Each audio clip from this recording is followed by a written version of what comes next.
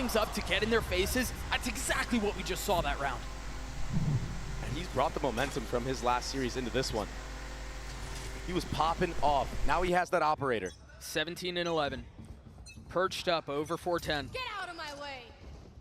Do they continue to try to hit this site? Another 5-man A off the top ropes. Aspas. Nicely done with the blades as he looks for a second.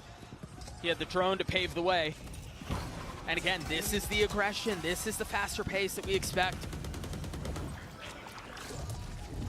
It's like they're beckoning them to challenge these walls, to try to face through. That's exactly what they have to do here. As the Hunter's Fury comes out, Aspas with Ob, they're going to have to deal with this lockdown too. They don't really have a response to this either. They don't. Too many players inside. Oh, it gets broken for free. Here. Aspas just holding an off angle. There's 2 shock darts for Calm right now. Tap with a spike. And again, the Op sender down. As the walls go through, Trex gets 2, make that 3! Mazzino left alone. And it's not really, oh, it's just barely planted for him, but I don't think he can get that angle in time. He's asked to get up close and personal. Kicks waiting on the other side. It's been halved, but the Red Bull clutch for Leviathan.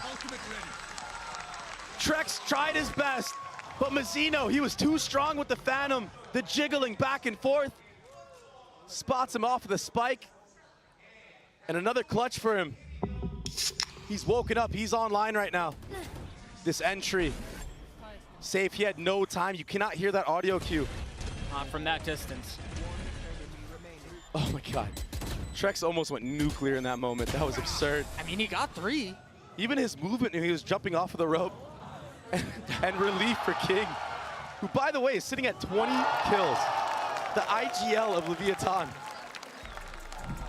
Well, I think that's one of the things that makes Leviathan so strong, and that's what's made them so strong throughout the years. You know what you're going to get with Aspas, but Tex has been such an anchor for this squad, not just in defensively holding aside, obviously, but in the way he's been able to perform match after match. And then when King gets involved too, this is not like a atypical performance for him. 20 and 14 so far, he's looking great, but man, Vitality have really shown up on Icebox here. Yeah, it's a map that they're 5 and 4 on. It's not their best map, right? But the game plan that they implemented got them this far. They're pushing Leviathan. It's a tie game right now, and it's still up for grabs. And somebody that you talked about earlier that I want to touch on is Tex. He's had a rough one. Icebox is normally a map where he shines. He's up there with Aspas usually. Yeah, he's quiet now. But he's been getting shut down. He's been getting shut out. Vitality here knocking on the doorstep of stealing away Leviathan's map pick. Meanwhile, the attacking side. Just go A. Yeah. I mean, the thing is, it has been successful for him, so why not? Yeah. Vitality actively denying mid space, denying B space. They dropped the reckoning here. And by the way, Doug, there's no Killjoy utility watching the flank that deep. So Heaven is completely open. I'm surprised they committed the pit on this as well. Make that 2. How in the world do you navigate through this? I mean, with pistols, you have a drone and stuff like that, but otherwise, you're just kind of face-checking it. Heaven, Vitality, he's going to get some free kills here. No one's aware so far. The Thrash will help. Safe over the top, now dashing forward. Aspas is looking for him as well, but you've got kicks to deal with too. Trex. Huh? Sneaking up on to Tex. No way.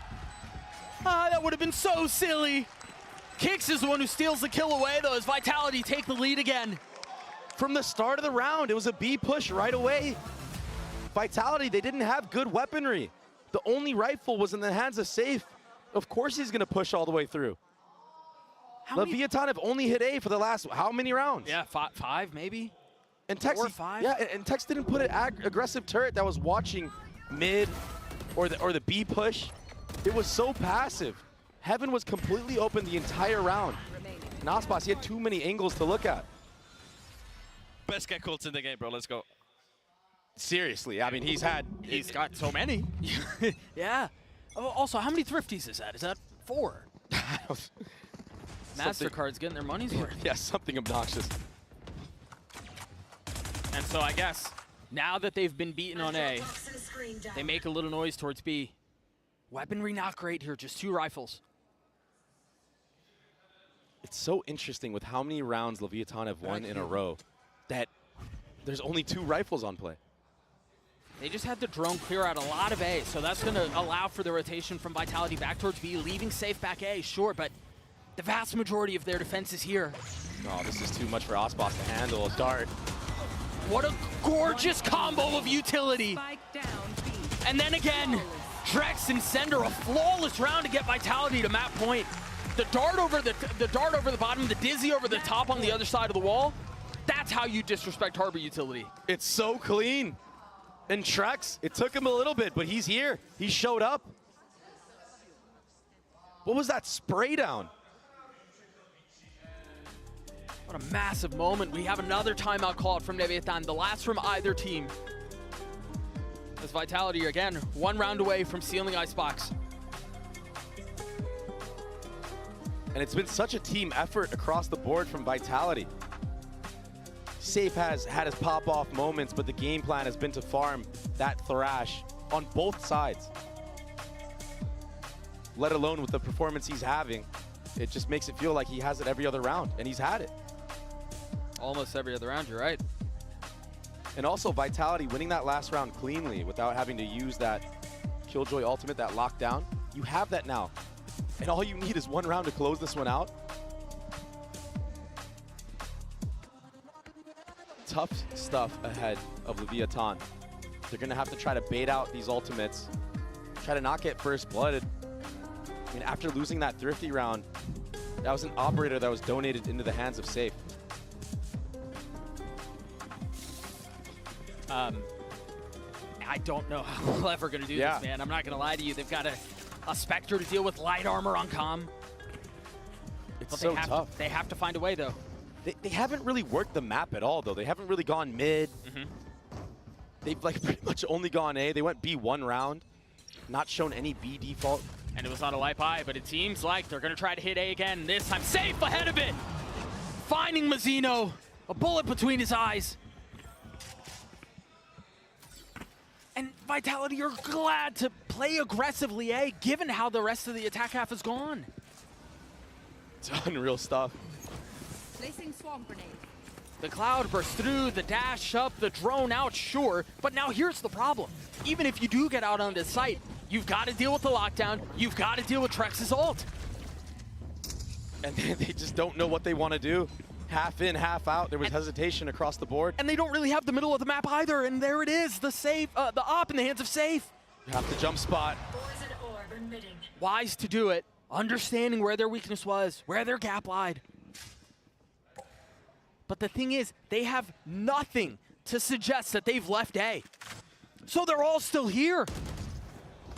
They're just walking into Vitality's crosshair, but Comm's able to win that duel out. How much more can they find as, again, the walls are closing in. They're getting crunched on. You've got Sender, who's creeping right behind them, nipping at their heels, hot to trot. Ospas wise to it, but they've still got to deal with the rest of the defensive Vitality. They still have to deal with getting the spike down. And on their 3rd attempt, it seems like they will succeed. Now it's on Vitality to figure out this post-plant situation, this retake with an op in the hands of the duelists. LEV have to play this very carefully. Vitality have been so good in these situations. Trex, can he be the hero again? Not this time. Leviathan get to 11. And that was nearly impossible for Leviathan. They had no harbor wall to actually execute onto the A site. But the contact approach in that moment, the setup here from Comm, breaking through, runner, he gets taken out, there was no follow-up. And the Hunter's Fury, yeah, was invested, it created commotion and chaos. Safe was able to convert 1 kill off of that, but the fighting squad was too much on A. They've just relied so heavily on winning these gunfights. Yeah. I mean, we saw it in that round. There was nothing to suggest they had left A. They didn't have mid control. They didn't have any noise B. And it just so happened that they were able to win out the aim duels. This is a really good buy from Safe, buying the Outlaw, understanding that the economy was broken a bit. Leviathan looking to push this to OT. You hear the Outlaw go off. Start not tagging anyone, and Comm's ult. Again, just causing chaos. No real damage dealt though with safe falls. Big kill out from Aspas. He tries to get high ground. Dizzy's cleared. That shock's gonna hurt though. Yeah, it's gonna hurt as Trex gets another. A 2v2 now for the round. Calm up top. Almost able to clutch it out, but Mazzino delivers. We're going to OT. In the last 2 rounds, Switching sides. Kama's had such big impact. He may be sitting at 14 kills, but the kills that he's accumulating, they win the rounds. Take a look at this again. We're really starting to see both teams really push each other and push themselves to the limits. Trex in the value he's had, you mentioned Calm, how good he's been, almost hits the third here. Yeah, the flick. Almost hits the snap down onto a runner. The follow-up was great. Whew. What a battle. What a first map. I did not expect this from the side of Vitality. I did not expect them to push Leviathan like this. Leviathan showing they can push back at least a little bit. And so the defensive side again for the #1 seed from America's Trex a little bit too far ahead of things. Very overeager. That's another one going down. And the approach is very different here from Vitality. As much as we talked about them playing it slow, them playing it carefully, they accelerate a little bit here in the first round of OT. And it seems like it was ill-advised. Kicks and Sender left to figure out where it all went wrong. In a 2v4. Now they slow it down again. A minute left in the round though. It's gonna be so tough. It's a firing squad to jiggle. Player standing. 3 members Spike down primed and A. ready. There's really no way in on this. Yeah. Oh, that's a 1v1 though. Another one. That's 2. He still has to get a couple more. 6 bullets left and Whoa. he can close it out. And so Leviathan take the lead back for, I believe, for the first time since the pistol of the second half, maybe? Yeah. It's been a while. Unreal. Tex, he finally steps up. This is what he's known for on this map. On the killjoy on the defensive side. I mean, look at those shots. Yeah, those were crispy. And then Mazzino, too. Yo, I sat these kids down, bro. He definitely did. And that might be the most emotive thing we've ever seen out of Tex. I don't think I've ever seen him smile. Right here. And so Lev up 1 round in the first bout of OT. Aggression from the defense again. They're so far up. Yeah, but there's a player all the way up Another the nest. fight towards A. Aspas slips the net, but Trex over the top.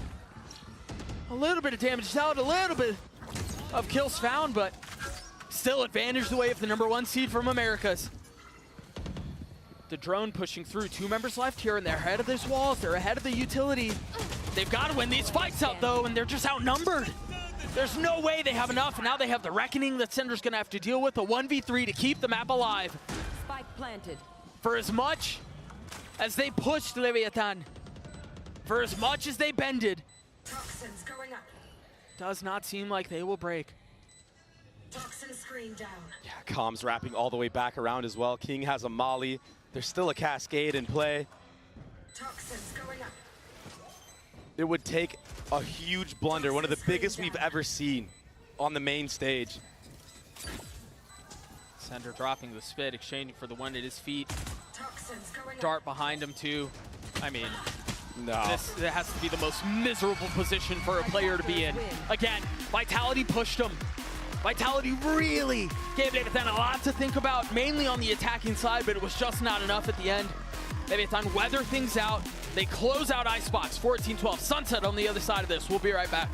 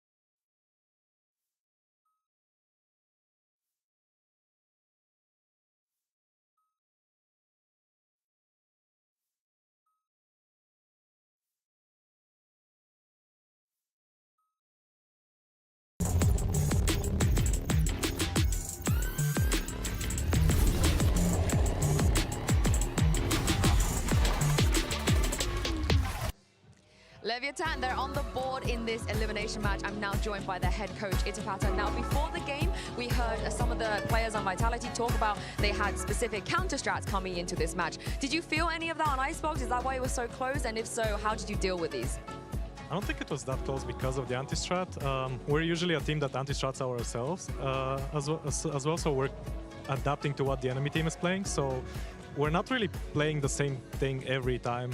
And if they're anti-stratting us, that's good. They're just kind of just wasting their time. I love it. Thank you very much. Best of luck on map 2.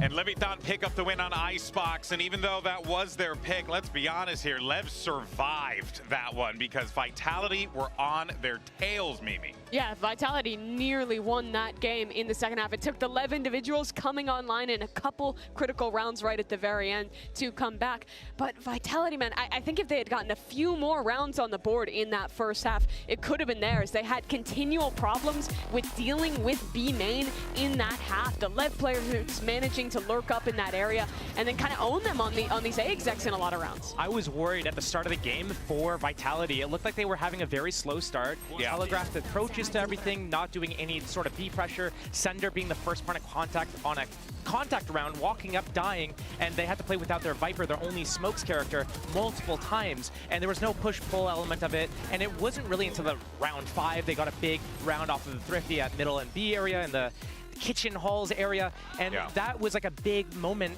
for them, and it seemed like they were gradually picking up from that point onwards, started getting the rounds leading into the second half and all that stuff, and it really was looking like it was Vitality's game for a really long time there until LEV suddenly woke up towards the end of the game there where we saw those few highlighted rounds. And this has been kind of a consistent thing for LEV, I feel like, having these kind of struggles in the middle of games and then needing these individuals to step up, but they have so many incredibly talented players that can bring you those rounds and keep you in that series, and I think this now puts Vitality in a bit of a scary position. They were so close to winning this one. They are going into a sunset, which has been pretty good for them, but with how closely matched these teams are, it's tough to lose like that. It is tough to lose like that, but that was Leviathan's map pick. Sure. So it's like, and it was an overtime. They might be sad about how they lost in the end because they were right there. They were on the cusp of, you know, closing that game out before they finally faltered. But going into sunset, knowing that how they were able to recover in the early stage of that Icebox, that's going to be good for their confidence. It's going to be great for Safe's confidence.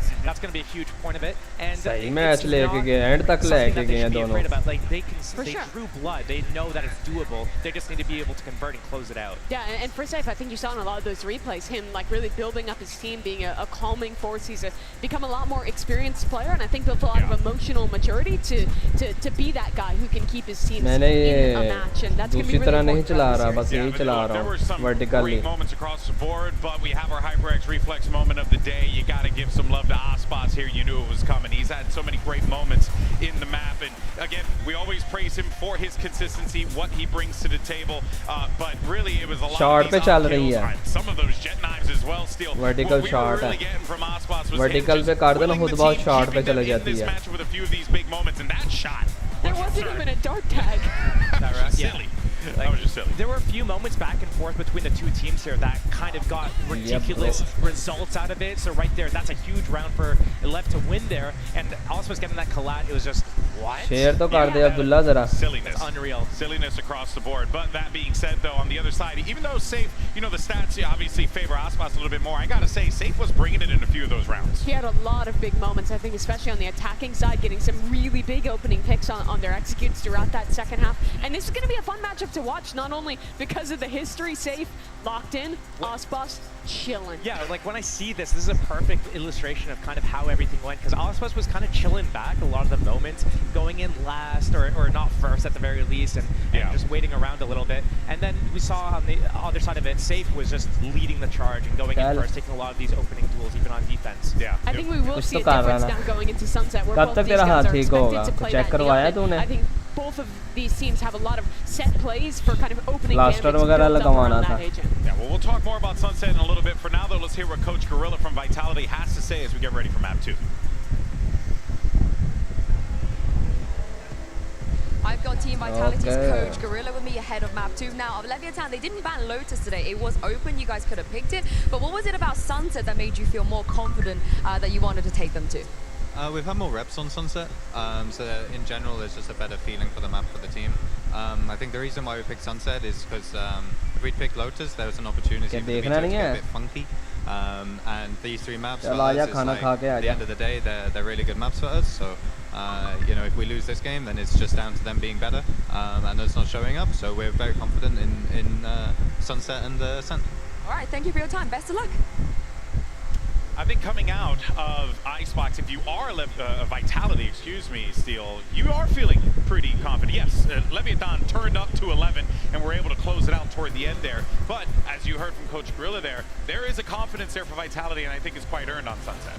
The Vitality, they were right there, and had they closed out that Icebox, it could have been an easy 2-0 for them, because they are right, their Sunset is their strongest map. This is like their go-to pick in so many of the matches in EMEA, and we're not going to see anything really crazy. You pointed out already that we're going to see the Neon heads up here. The big difference is that LEV is running the Breach to set up the Neon, whereas Vitality is running that KO. Neither team running a Gecko on this map, which is a big plant and spam. Yeah. I think there's a big regional difference here. A lot of the EMEA teams favor the KO here. No one in Americas is playing this agent, so I think it does play. It's kind of change how LEV has to play a little bit here. As a side anchor, you're going to have to deal with those knives. There's a couple unbreakable knives on this map that can cause some troubles, so maybe LEV going to look to play a little bit more of these retake setups, and I think a lot of that force on dealing with the KO is going to have to come down to Tex on this defense. Yeah, Tex, I mean, he's going to have to figure out where he's going to play, but just knowing how good he is mechanically and being able to get the first kill and get out, I do fear for how safe is kind of going to maybe go too far ahead as Neon sprinting way too far ahead. Vitality's going to have to be ready for some of these set plays around that breach stun as well. That can really put LEV in advantage early on. Well, Leverage is one step closer to making it to the playoffs, but Vitality have an opportunity to force map 3. Let's send it back over to your casters, Doug and Baby Bay. And what a sweet thing it would be if they could pull it off. Vitality staring down the barrel of elimination, but Sunset, something they're comfortable on, a map that they're very familiar with. And I mean, yes, Leviathan are no slouches on it either, but you would kind of want to favor LEV here, Dre. It's tough. I mean, Mazino's very, very good on the breach here, but since Safe went to Neon on this map specifically, Vitality have been 6-2 on it. It's unbelievable the turnaround they had putting Safe on Duelist. The problem I have is he's either dropping 30 or he's dropping 10. So which Safe are we going to get? If he performs like he did on the last map, he might take this one home. See the knife and the dart used in tandem towards A at the beginning of the round. Aspas with a slow step back. Yeah, and a walk-up off of all that utility. I think that Leviathan thinks it was a feint. But either way, they're going to play retake on the site. They're going to clear out all of mid. It's just going to be a retake versus post-plant scenario. Yeah, they're kind of glad to do it too, given all of the Cypher utility that's still up. They still have a cam perched over the site. You still have a trip. They might flood through this smoke, Doug. There's a dart lineup from Calm right now. Cam sees a lot of players on site. Bazino has a fault line too. Oh, the stun first. Safe falls. Both shots out as Trex continues to cause problems. This time getting the best of Tex. A tap on his spike, but no kills found yet. Trex still playing really far back on the site. And you've got Calm who's waiting for him. Meanwhile, Sender pushing forward into the smoke. Aspas with 3. Trex, he knows Calm is there. Finally swinging out now. He's gotten it to half. Aspas is very weak. But that's a 4K for the Duelist and the pistol for LEV. And what a shot at the end there. Aspas, he slid right past Safe, running through that Omen smoke. Safe. I mean, I don't blame him for going for that stun. That was the perfect timing, but Neon is too quick. Yeah. And the self-stun worked against him. What a retake. What a flood from Leviathan. A much faster paced approach. This was so close. Let's go. Jeez. Nice. What a start from the lad. And now he's 4-0 already, building up 2 orbs off of that ultimate. And he gets a Vandal full armor off of that. He's going to be so confident in this anti-eco round. A strong start. Another defensive pistol win for Leviathan.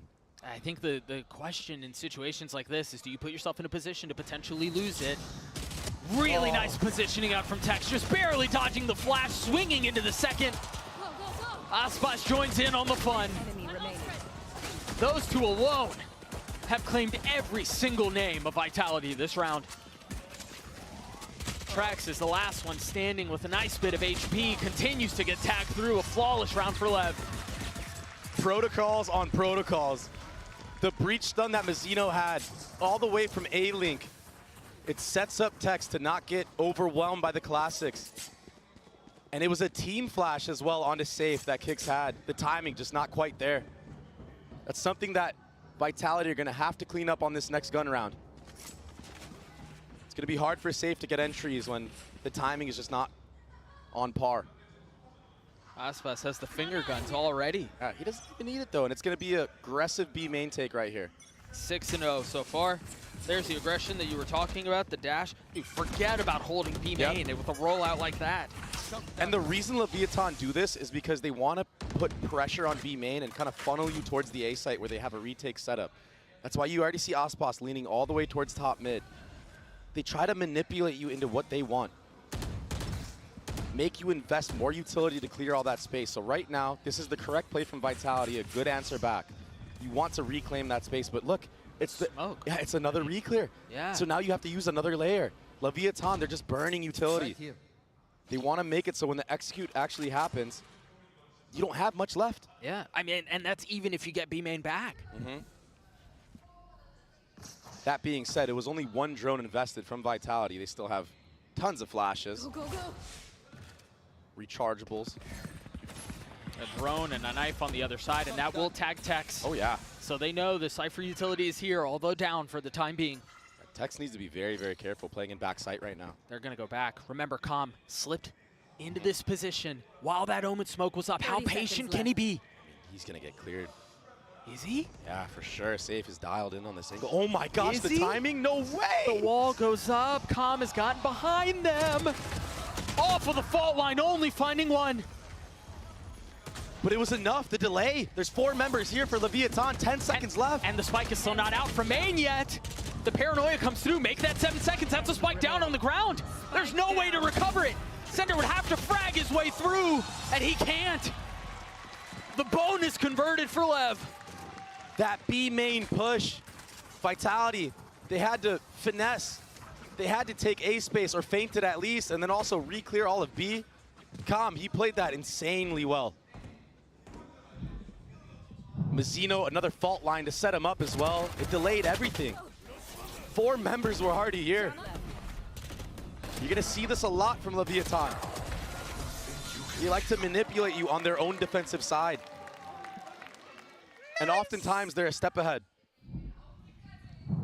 All smiles. Yeah. For Lev as we go into the next, a pistol buy for Vitality. And for good reason. It's been pretty clean so far. Not much of a fight that they had to deal with.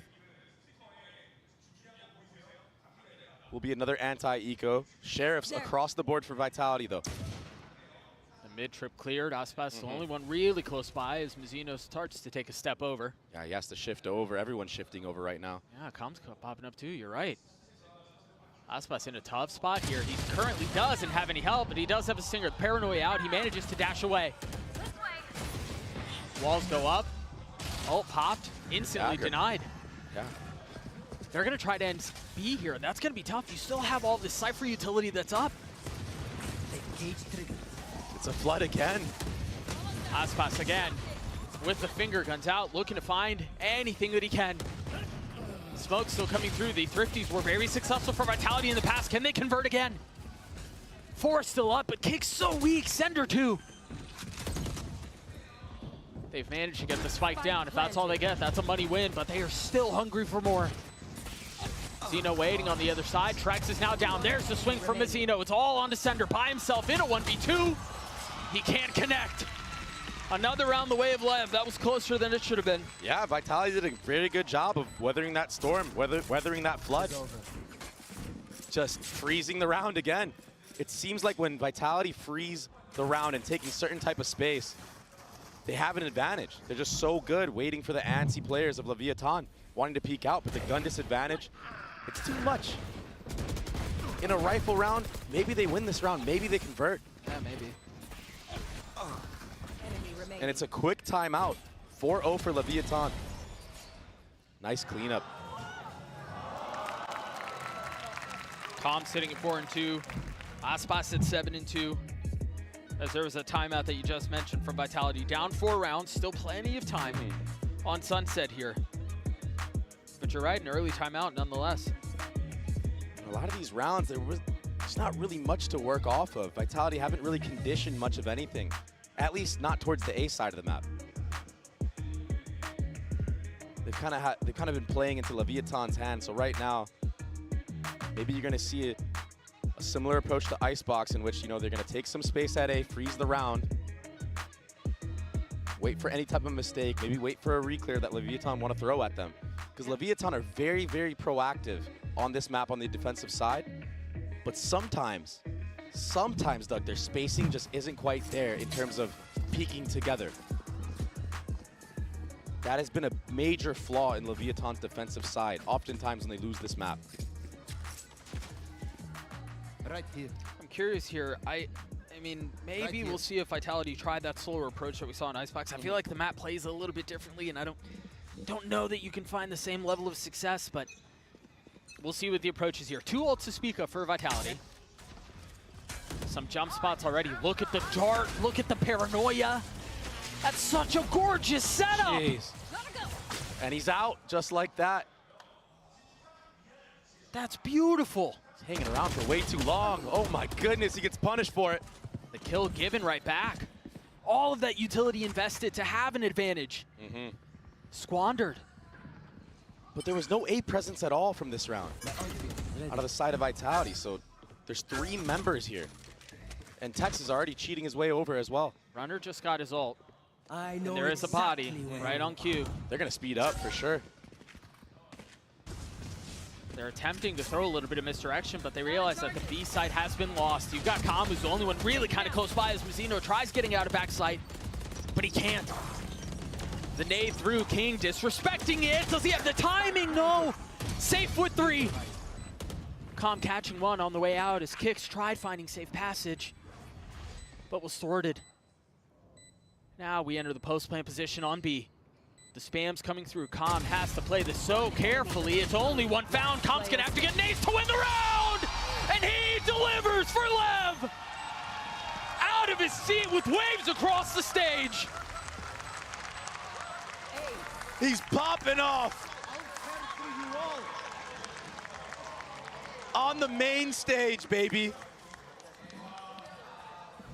Calm, he had some big moments in the last map, but that retake, the flood, it was chaos, it was pandemonium. Hunter's Fury from the start, a nice set play. And just running through the smokes. Vitality not peeking together. Calm takes advantage of that in full effect. And he's sitting pretty at the top right now. He felt that one in his soul. Striving to win back-to-back championships. Still a long road ahead of him, but the opportunity for greatness, and with plays like that, he might just have a shot at it. Is that his first ace of the tournament? I believe so. 5-0 lead for LEV. Still the opportunity to purchase from the attack side. Light armor on all 5 members. And 4 ults. This is a way more passive approach from Leviathan. Changing the pace on their defensive side, partly due to their operator being in the hands of Aspas. Yeah, it slows everything down, you're right. Smoked off of mid. Yeah. Oh, that's hurt. If he commits this, oh. Good cancel right there. There was enough of a ping on the minimap, though. Trips are still up. To know where it was. The ult has been popped, you're right. The trip's still up. Nice positioning out from Tex. But as he gets closer and closer, it will continue to be a problem. 30 seconds Aspas left. with the op, you hear safe. Trying to make something out of his ult. Spam's coming through, not connecting, but the spike will go down. And again, it's a numbers disadvantage situation for the defense. Operator as well. How do you retake with this? It's so hard to clear out these close angles. I mean, we've seen this before, but Calm's not alive this time. The thing is, where the spike is planted right now, sometimes you can't really get the spam, but they're not going to go for it. They're just going to take these fights. King has so much utility here. He's got smokes. He's got, I mean, he had everything, but decides to try to take the fight. Aspas can't get away. Safe was on the hunting him down. You also had Kix, who was on the reflank across the middle of the map. There was nowhere to go. A big round for Vitality. Yeah, Vitality not falling for it this time. Ready for that contact approach in the retake, close up main. I know it. But yeah, you're 100% correct. There was so much utility that King had. He had a smoke, he had paranoia. The stun was still there. We're back, we're back. And they're back. I mean, it's so, I mean, just getting that, especially when you're down 5-0 or, you know, however many rounds in a row that you've lost to open a map, and especially given how you lost Icebox, that first round is massive. Getting the monkey off your back. Again, all moments like that. Yeah, again, all that B main space denied from LEV at the beginning of the round. They've left Calm and instantly rotating back towards A. The trip to cover the middle of the map. Vitality are here, and they're here in numbers. They're here in strength, but they've already lost Sender. Knife only tagging one. Now Tech's creeping forward, still has a trip. Waiting on one side as the paranoia goes out. Boot 2 kills the way of LEV. Runner's gonna have to do it on his own. Left to settle the Butcher's bill. 4 up for LEV. How in the world does he do this? They're so on top of each other right now. Aspas takes the head-to-head. Runner gets taken out. And on the side of Vitality, you don't expect what just happened to you. You don't expect Mizzino to just stay in that smoke, and there's a fighting squad right there as soon as it drops. Spike down A. When Leviathan are up numbers, they usually tend to play a retake approach, a retake style. But this time, they changed their game plan. It wasn't a flood with utility, it was just a firing squad at CT. And they caught Vitality with their pants down.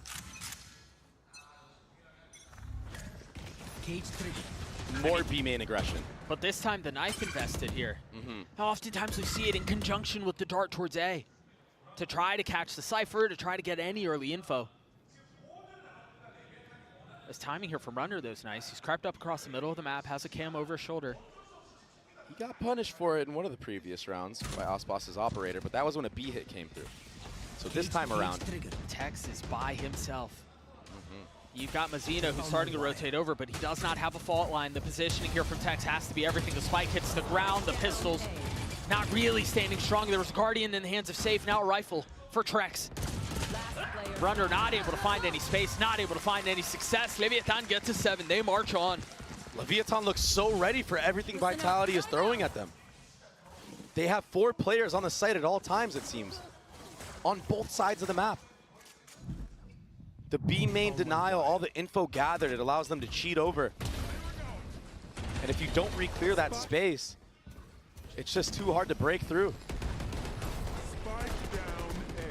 Nice, let's go. Vamos, vamos, vamos, vamos, let's go.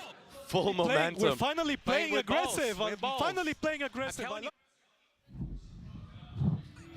Well, there's clearly been an adjustment in how they kind of approach these last couple of rounds. And honestly, you look at the score and you go, yeah, I mean, that checks out. That makes sense. That was part of the conversation we were having around Icebox, wasn't it? Where is the go that we're used to seeing from Leviathan? It was absent. It was non-existent.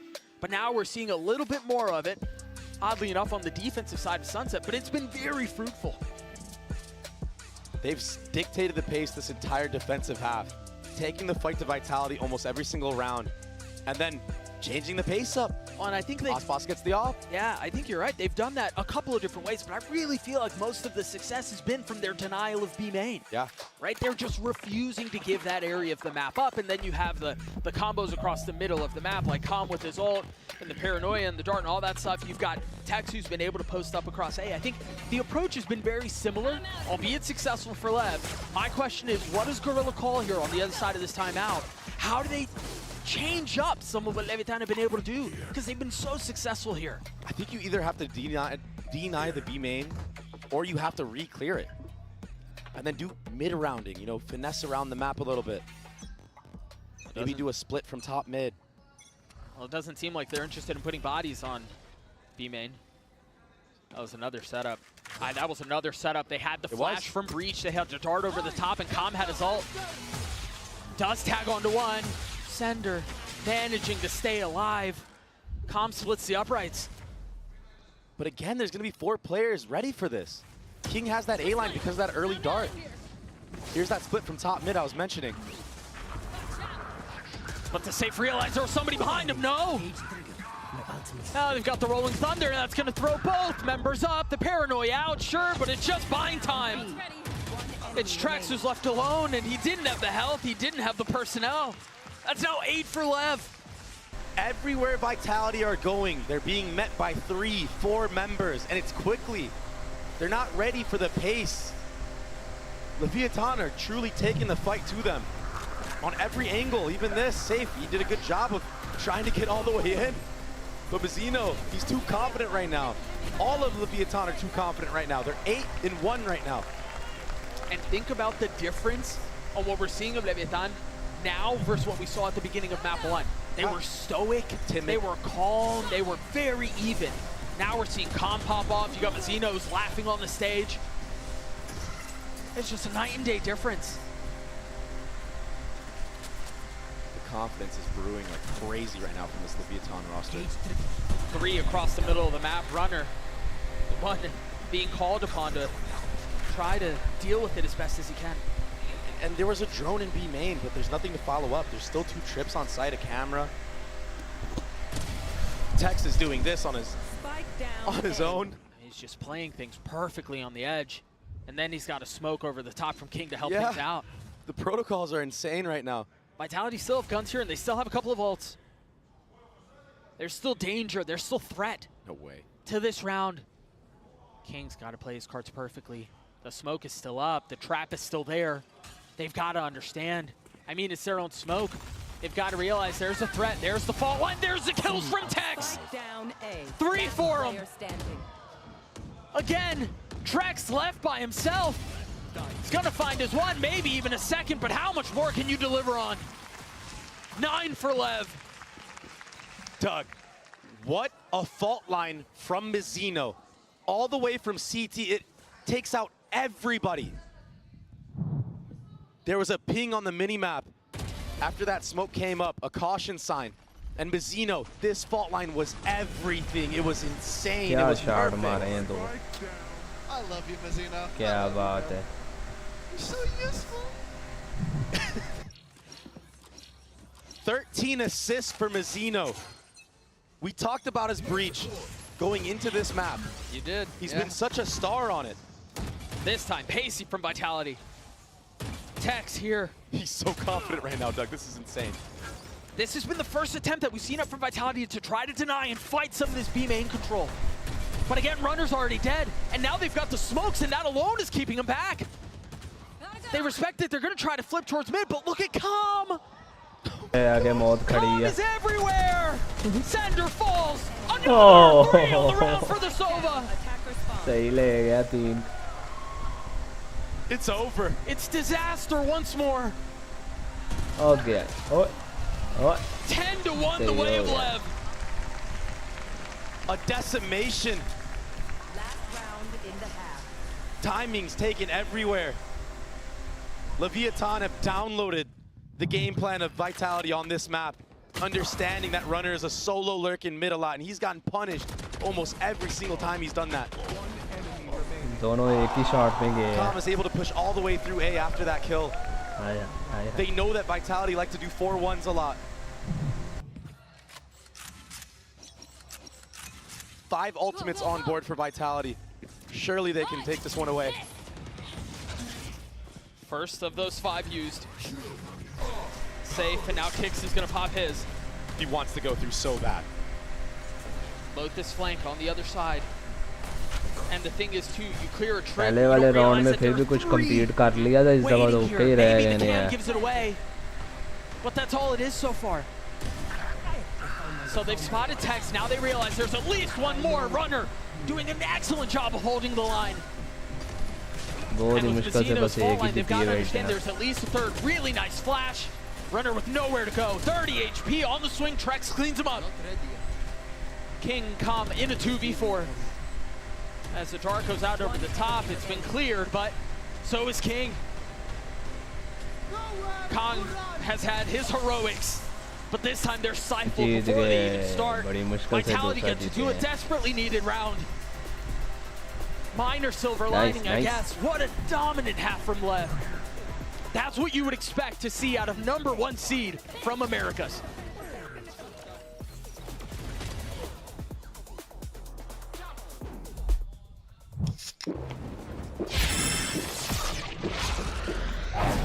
Red Bull gives you wings. Oh, come on. Trade in any phone in any condition guaranteed and get $800 off the new Galaxy Z Fold 6. Only on Verizon.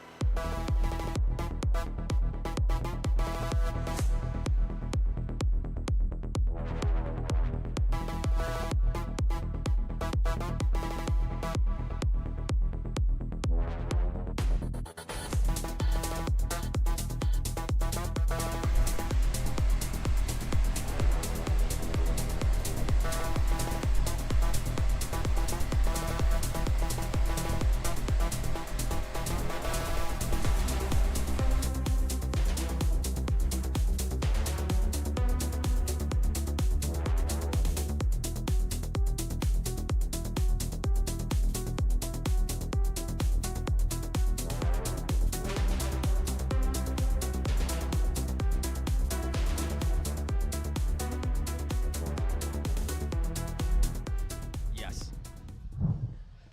8 rounds between these two squads. Vitality, again, pushed to the very limit. The potential of their year ending in what, 3 rounds? Yeah. If LEV are able to close this out, this pistol is enormous. They have to win it. It's a must-win round right now. Let's see, guys, what's happened in the next round. What's their approach going to be? Are they going to try to take the fight to Leviathan like Leviathan did to them? Or is it going to be a little bit more standard, defaulty? I mean, you don't really have the same tools that you would if you were running a breach, right? I think that's the benefit of having Mazzino on that is you saw how many fault line setups there were, how many flash setups there were. You are allowed to be a bit more pugnacious in your protocols when you have that level of utility. You don't really have that for Vitality. Yes, kicks, the flashes with the KO, sure, but it's just not the same bite. The room for error is so tough when you're playing this KO Sova composition. Because like you said, it's not as explosive. There's limited utility. You really have to work with what you got. And it's got to be near perfect. And that dagger was near perfect, hitting 4 members. It does not seem like Leviathan are dissuaded, though. They've gotten the paranoia out. They got the knife out. And yeah, they still wanted to take the fight. They don't care. Aspas and Tex walk away a little bit beaten, a little bit battered. But belligerent nonetheless. Just contacting in. Is Mazzino going to set up a fault line here? This is danger. He's not interested in it. Yeah, you're right. He did hit that, but he wants to take the fight. He's got to be careful. He's got the spike in hand. Tex is going to be able to trade it back, though. Aspas on the swing. Not able to connect, but Safe comes alive. Enemy remaining. It's going to be calm in a 1v3. Safe realizing he's there. It's the first. Sender drops him, dismisses him. Vitality get the pistol, an ever important one. Yeah, they're still in it. They have a chance. They're going to have to invest heavy into this round. Buy the best weaponry they can. Here's the replay. That stun just not quite hitting the mark for Aspas.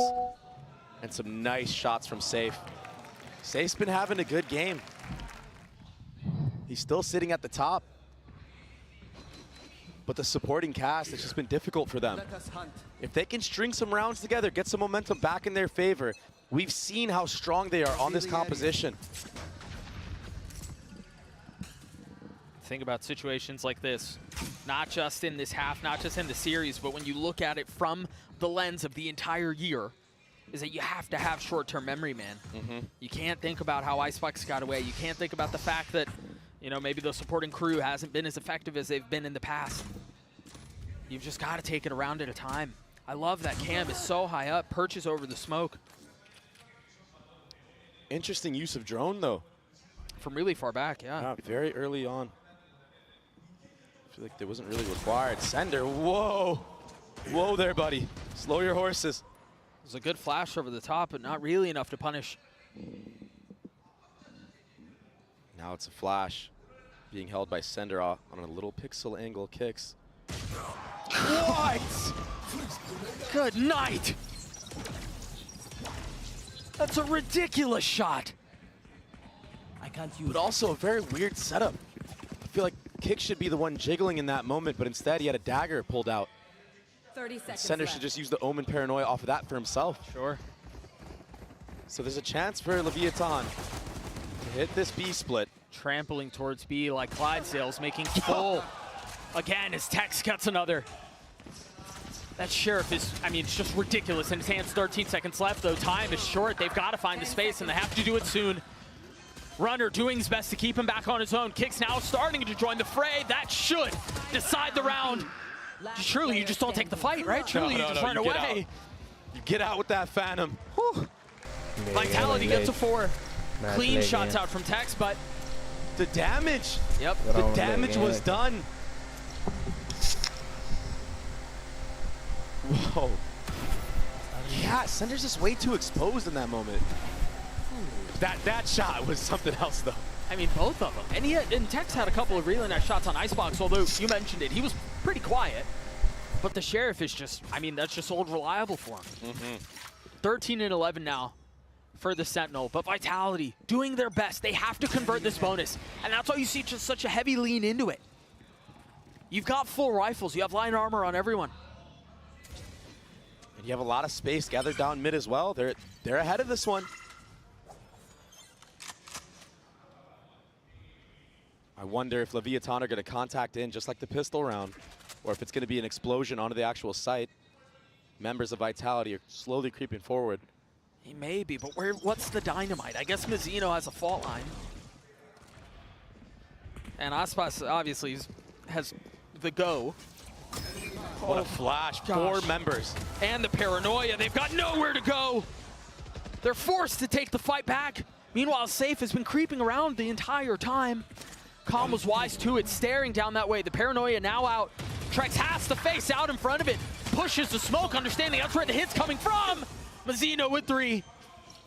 And Safe, who I thought was in a position to crunch this entire time, has to take an alternative route. Is now left in a 1v3. 28 HP for one member, but the rest of them healthy. He does have stun. Safe. If he goes for it, he might be able to get both those kills. Quietly creeping forward. He's managed to get it down to 1. There's the stun that you were looking for, but does he understand they're both there? It's going to have to be a miracle from Safe to pull this off. But Mazzino gets his 4th. Leviathan get their 11s. Mazzino is the MVP of this map on Sunset. He's been out of this world. This attacking half, his impact on his kills. The defensive half, his utility. This was obnoxious.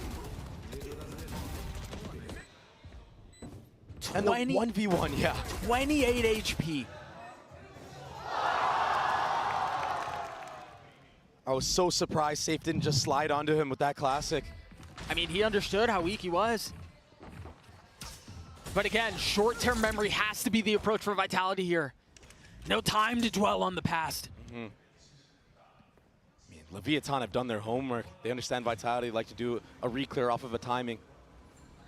And now it's just Safe. He's trying to be the hero. Does he force it? No, takes a step back. A wise choice. You're right, though, man. The desire for heroics in a situation like this can be the biggest pitfall. Mazzino with the Rolling Thunder in hand.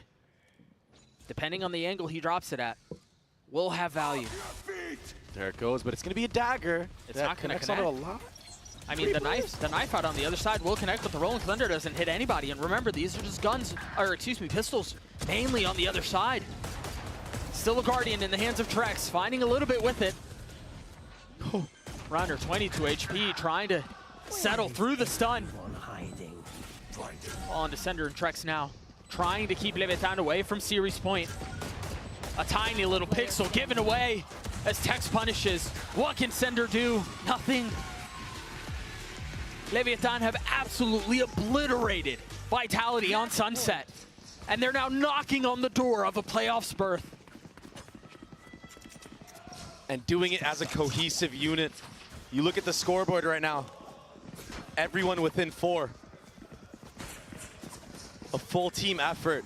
Right there. And that's why it's been so dominant. Icebox is just a blast from the past. Note here, 3 ults on the side of Vitality. And you've got Trex who's 1 away from the Sova ult too. That dagger connects onto 2 people A main, but they're unaware if they're pushed all the way up or sitting in the back of mid. They don't have that info. KO dagger can be a double-edged sword sometimes. A desperately needed round win to try to forge a path to OT, which is just such a crazy thought. Borderline unattainable. They very well might end here. These 2 going down, if that's how it plays out, could be devastating. They're a little bit ahead of it, but they weren't ahead of it enough. Mizzino and Aspas dispose of kicks and safe. Now the smoke's through and Sender fully surrounded, trying to find safe passage out, but he can't. All on Runner and Trex now to keep the year alive. And again, Vitality crumble from beginning to end, bookended dominance on Sunset. Yeah, Icebox may have been a different story, but a statement made from the #1 seed of Americas. Runner can only stand for so long. 13-4 and a 2-0 sweep of LEV. Unbelievable performance. They're playoffs bound.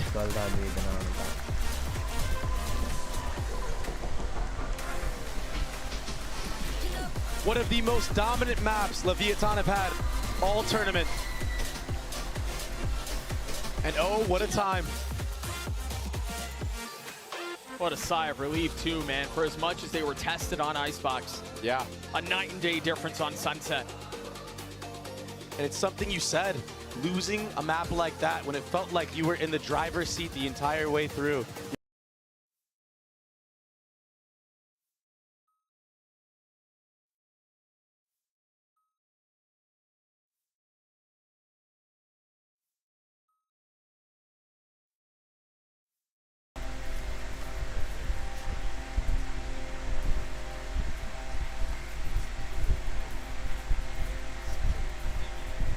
सुन के रखे हैं विटलन ने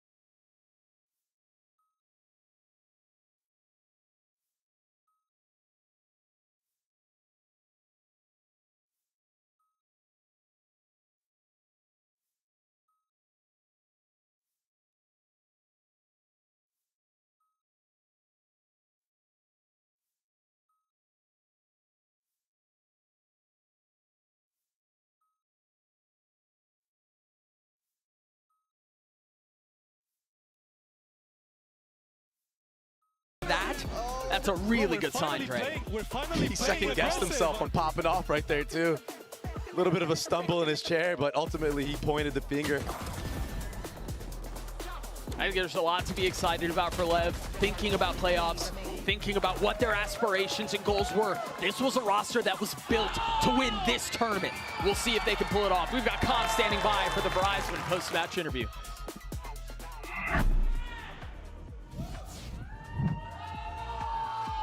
Hello everyone and welcome down to the stage as Leviathan secure their spot in the playoffs, taking down Vitality. I'm standing here with Leviathan's Com, of course. Congratulations, Com!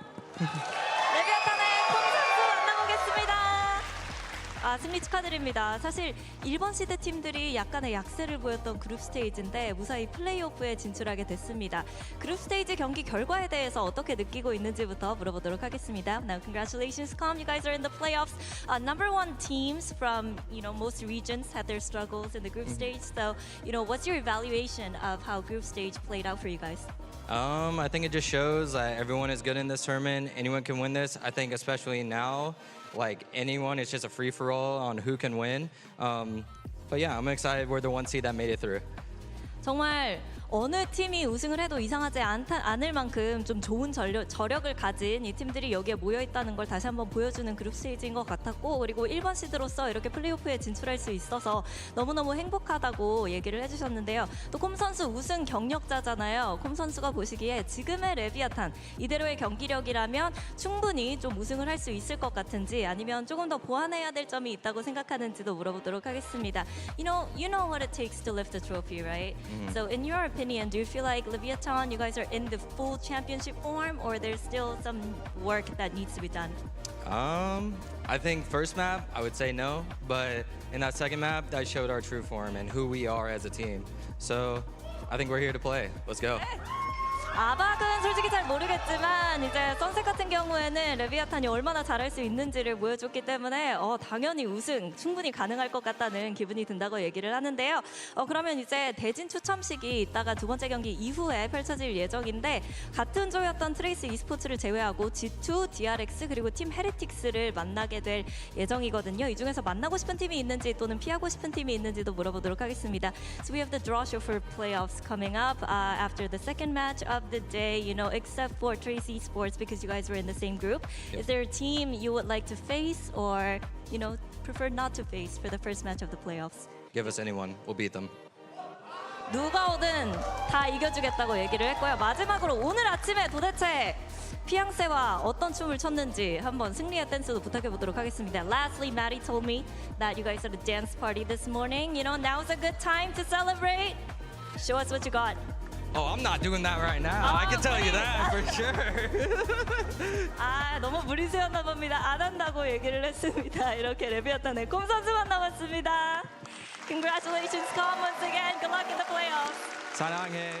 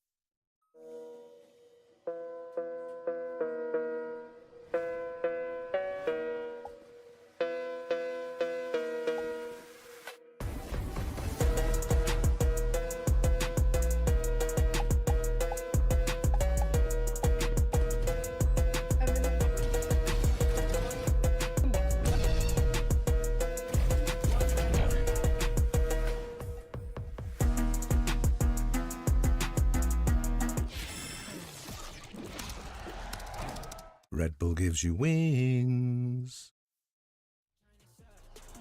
Watch me pop the top, back it to the club. Shawty in my grip, it's a light, yeah. And let me hit it, I just wanna hit the fire. And up that baby, I just wanna take your right. Until you turn, I don't need it too much. When they like they all the same, got me with they shooting out. Yeah, whoa.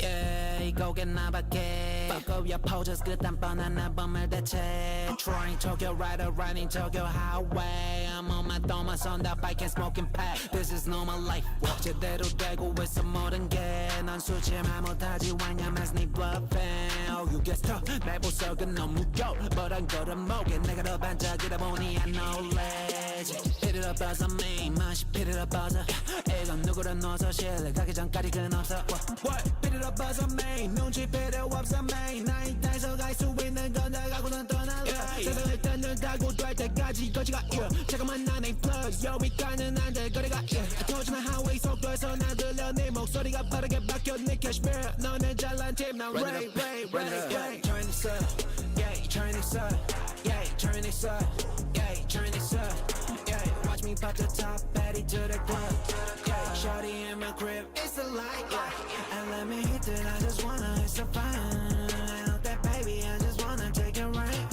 Until you turn I don't need it too much When everything all the same Got me with this shit now Whoa go crazy Go crazy Go crazy Go crazy Go crazy Go crazy Go crazy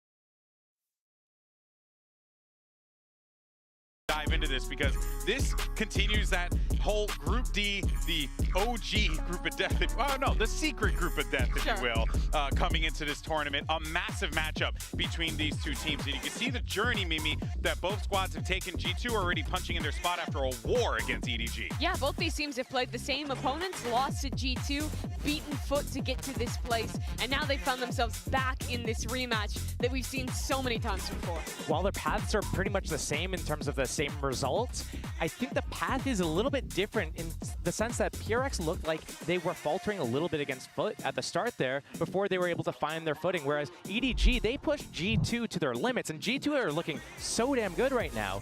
And it's just impressive that they were able to go as far as they did, winning that first map of Icebox, which is a really good map for G2. Yeah. But no matter the path they take, it always leads to this matchup. Every time. Every single time. These two teams have played each other since EDG came to their first international event all the way back at Champions Istanbul. And for the most part, PaperX has gotten the better of them. Only EDG getting that big win at Masters Madrid. And we thought that would be the flip where EDG popped off, went on these runs at global events, but then they ran into their slump at Shanghai, went out in the very first round, eliminated in front of their home crowd by this PaperX squad. You win some and you lose some, but I mean, where you can at least draw a little bit of blood, you can see that there is a way to do it. And it doesn't really matter about results that happened from a few months ago. All that matters is how are they looking right now? How have they looked this past week? And right now, I could confidently say that EDG looks pretty good. And PRX, I mean, we heard it from the coaches in the interviews about being a little bit scared, not holding W. And then even one of the coaches was quoted saying something like, even if you lose 13-0, just please hold W, just hold W. And we didn't get to really see that from them until they got to play against Foot on Bind after doing this kind of comeback after Foot had a blunder on one of the rounds, let PRX do a defuse, they got back in the game, they closed it out, and then they go and just start to steamroll. But EDG has been looking good at setting the tempo, so I don't know if they get the same sort of footing into the race as they did against Foot. Yeah, I know, and no pun intended, of course. That's the important part. No, I say it all the time. I can't stop it. Yeah, trust me, I have my foot in my mouth all the time, right? See, you did it again. All right, well, ahead of today's matchup, you two caught up with Kong Kong for a quick chat. Let's see what they had to say. I'm now joined by Kangkang from EDG and Luna to do some translations ahead of today's matchup. Now, Kangkang, every single time you've come to a global stage, you've had to face Paper Rex. So I had two questions for you, actually. First question is, how do you maintain a friendly rivalry with them? And second question is, you faced Forsaken many, many times as well. Is there anything nice, maybe a compliment you want to say to Forsaken as well? 我觉得跟他们每一次都很友善，就是因为在训练赛无论如何还有私底下就是一起玩游戏嘛，然后就感觉大家都挺友善的，然后挺有意思的，他们都是一群很有活力的朋友嘛。然后我其实如果对我来说，我想对 Forsaken 来说的话，就是希望能够呈现一场精彩的比赛，然后友谊永存。And actually, no matter it's during the scrims or in private, they are super friendly and interesting people, and also they are so energetic. And what I want to say to Forsaken is we want to present a beautiful matchup to all of you guys. Oh, I can't wait to see it. Thank you very much, Luna. Good luck, Kangkang. 加油. Well, look, every single time we get to watch EDG, and most specifically Kangkang, he does present a beautiful matchup. The guy is an incredible player. He truly is an X factor for this team. And, well, they're still chasing that top 4 finish. They're still chasing, the highs that they have had previously at these other events, Mimi.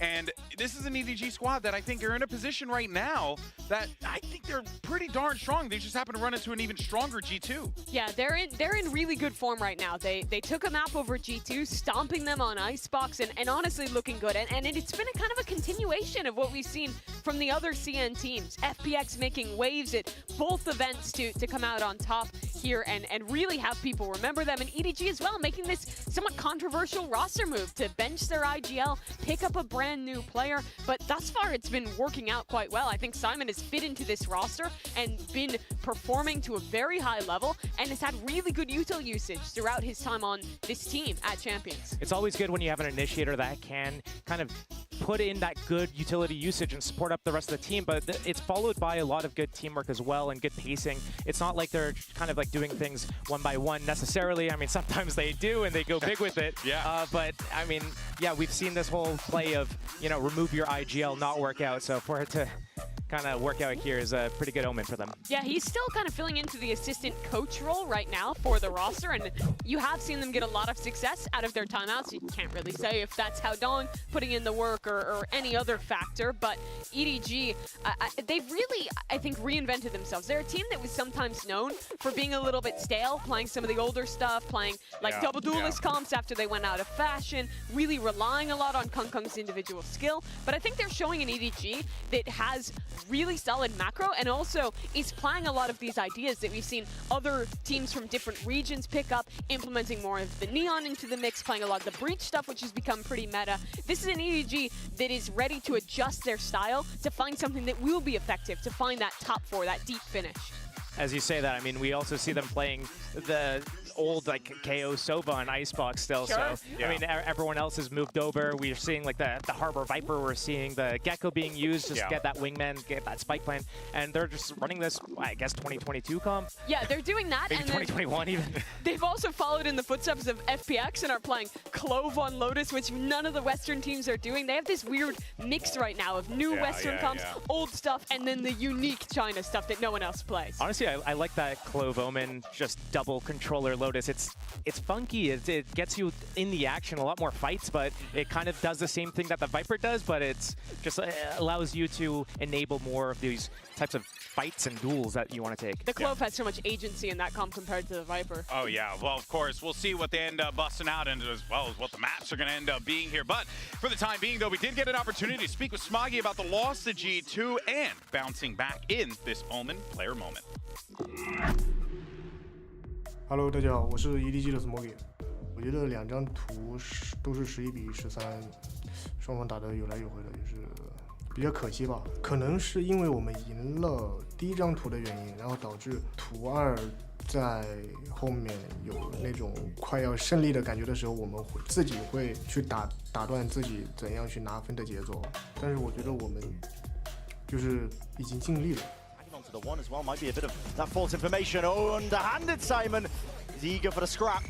Let's come up with the one. Dizzy going to be into his face as well. Plenty of targets up and over. Jonah P just did not know which way to adjust. And this is it, surely. The impetus to take away this map. Nanoswarm's at your feet, Detted, ready and waiting. Trent is spotted, taken out, swinging wide. 我觉得我们现在队伍的状态已经比前2次马德里、上海大师赛状态都要好很多，然后我们也会去把自己的失误和问题都去一一解决，然后我们会以更强大的面貌进入淘汰赛，因为我们知道我们输在什么地方，会在这个冠军赛上取得更好的成绩，也谢谢大家支持我们111。This is a team, and you heard from Smoggy there, this is a squad that has aspirations for the top of the mountain here. And they have the capability to do it, but they feel like still that they are playing at their absolute best form right now. It did show in that G2 game, even though it was a losing effort. And I think if you are an EDG fan, you're still feeling quite confident about this team. Would you agree? EDG is, yeah, I would say so. And one of the things I want to point out is from that interview, he was talking about how they were addressing the mistakes kind of one by one as they came in. And it's trusting that sort of process to be able to get to that next level. So, you know, this is going back to, do we want to look at these previous results against PRX, or do we want to look at how they are right now? Because if you're losing constantly, especially against a specific team, then you really have that time to digest what's going on and resolve every situation as it arises. And it looks like they have put a lot of that into play here, because, you know, this could have been the #1 seed going out of this group going into the playoffs, but they narrowly lost in map 2 and 3. I think it was 13-11 to G2. So, you know, that is impressive right there and then. I think there is something to be said about like the history matches when you play a team and you lose them. A lot of times they're being a mental block there, but I don't think that's the case with this matchup, because EDG has beaten them before, and they've also changed up their roster and brought in new ideas since that loss streak that they had to PaperX. So I feel like they have to be coming in incredibly confident today. Losing those 2 close matches, there is a lot to learn from it against that G2 game, but still, I think their form right now is way higher than the form we've been seeing from PaperX here. Yeah, well, speaking of PaperX, let's go on to the other side of the field. Talk about W Gaming, PaperX. Now, this is a squad that started things off a little rocky, right? They met the ire of G2 early on, but were able to bounce back in a big way against Foot when it mattered most. And EDG played an incredibly close game versus G2.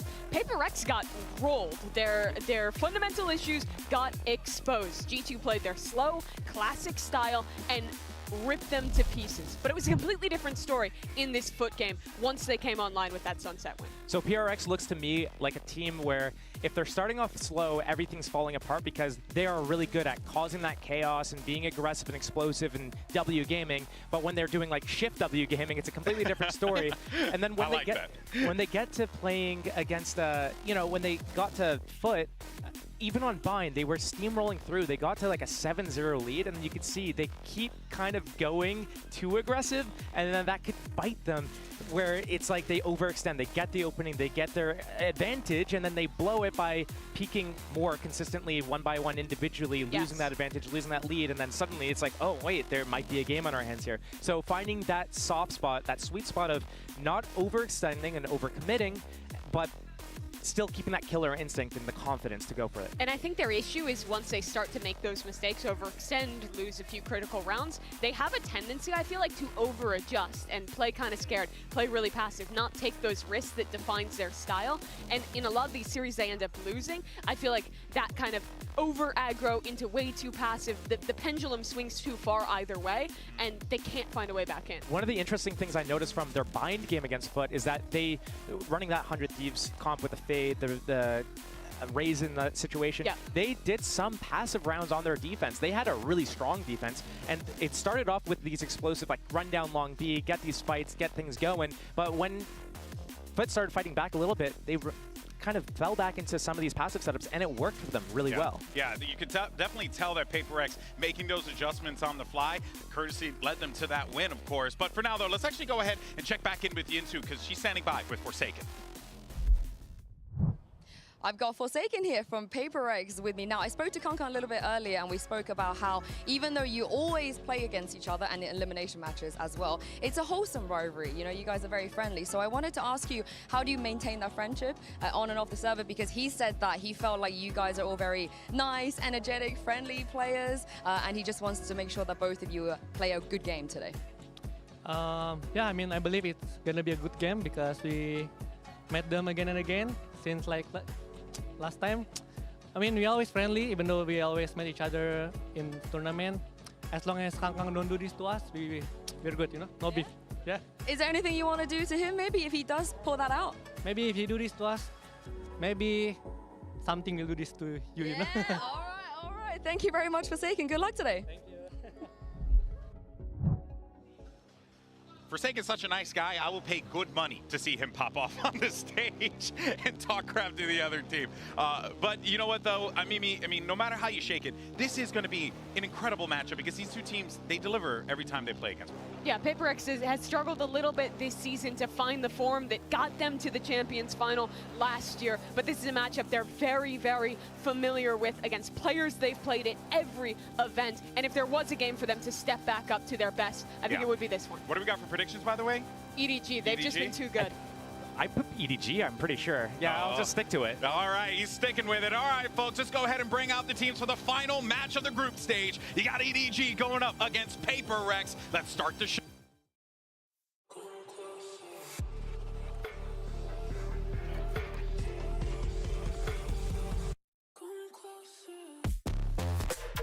Edward Gaming.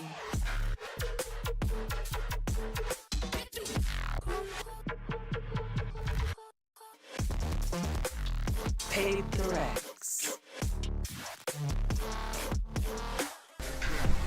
Edward Gaming versus PaperX. Edward Gaming जीती. उन्होंने जरा है मैंने निकाला गाड़ी. ओ जरा खेलना लगा. It's the final match of the group stage, and it can only end this way. Two teams who have encountered each other time and time again, but PaperX has had their number. The question is, can EDG muster up the ability to defeat PaperX here in their Pacific region? Is it doable? This, of course, is going to be your series layout. You have Icebox, Sunset, and if necessary, we'll be taking a trip over to Lotus. We start with two respective strengths for these squads. We saw PaperX play against Foot on this Sunset. I think their Sage comp has been really good. They've been playing it for a long time. The last time these two teams faced, PaperX took this map over them. But EDG gets to start on an Icebox, which was the one map they took over G2, and I think looked really good, especially on those attack sides. And it looked like G2 also crushed PRX when it came to that Icebox map. But here, kind of like an interesting mix of maps here, hitting some of the strong points, but some also kind of like sleeper, not really the first top two picks coming out of here. So it's going to be interesting to see how this kind of like tempo starts. It's all on EDG to set the tempo and let them control the pace of everything. If PRX can't get their speed, though, that steamrolling going, then it's going to be very scary for them, because if they lose that first map, which they've been having these really slow starts, losing that first map almost to Foot as well, that is the scary thing for PRX. EDG has some really good coordination on this map. The G2 series, I think, they had a great read on these deep fights, especially on their B executes, fighting through and stopping G2 before they could commit to that retake. Great synergy around the flashes that Simon was bringing out. They're playing this old style, sageless comp with the KO and the Sova in the mix, but I do think you see some of that value in the coordinated team fighting with that double initiator utility.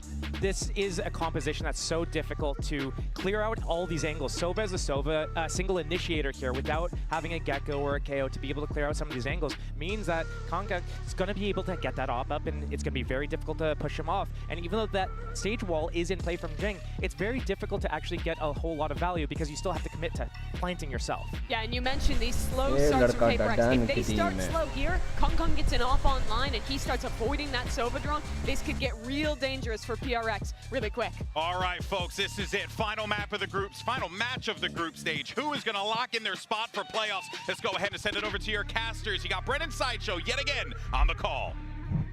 Thank you very much, guys. Yeah, this is going to be a bittersweet match, I think, here with EDG and PaperX. Historic, obviously, because they played against each other multiple times now. But for both of these teams, the expectations that they've levied on themselves, I think, have been to reach much greater heights. And they don't want their year to end here and now. And exit out of groups for both of these teams would be that disappointment. But at the same time, while the players on stage might be full of those excited nerves, snakes in their belly, for us at home, for us being able to witness this is a clash between two teams who are fast-paced, explosive, always put on a show. Yeah, enough to make even Icebox exciting. That's what I love about these teams. They will give it their all. D1 Icebox hater. I really am. And there's contact caught by Smoggy. He's just going to get that information. Now Paper X going to be making sure to take that space rapidly at that. Look it's how an interesting deep this wall. is. Yeah, I mean, the Viper wall, the Sage wall, trying to fight for that backside control. And underhanded flash from Simon just does not get the value. Simon, this guy is just unreal. Something on an absolute worldy so far. It's a three-piece. It could be on for the ace here, but it's going to be settled down to that 2 versus 2. Drone to tag up onto these players. They're going to try and force the issue. Nobody under immense amounts of pressure. 9 HP here. Defuse for Smoggy, pushed off and away from it. Still lands a shot, but he's down to 4 HP. Whittled down to barely anything enough for Forsaken to clean it all up. And I hope we're starting as we mean to go on with that kind of pistol round. Paper X took so much control over the site. Instantly, as soon as you see where the Viper wall goes down, you know you've got a brawl on your hands.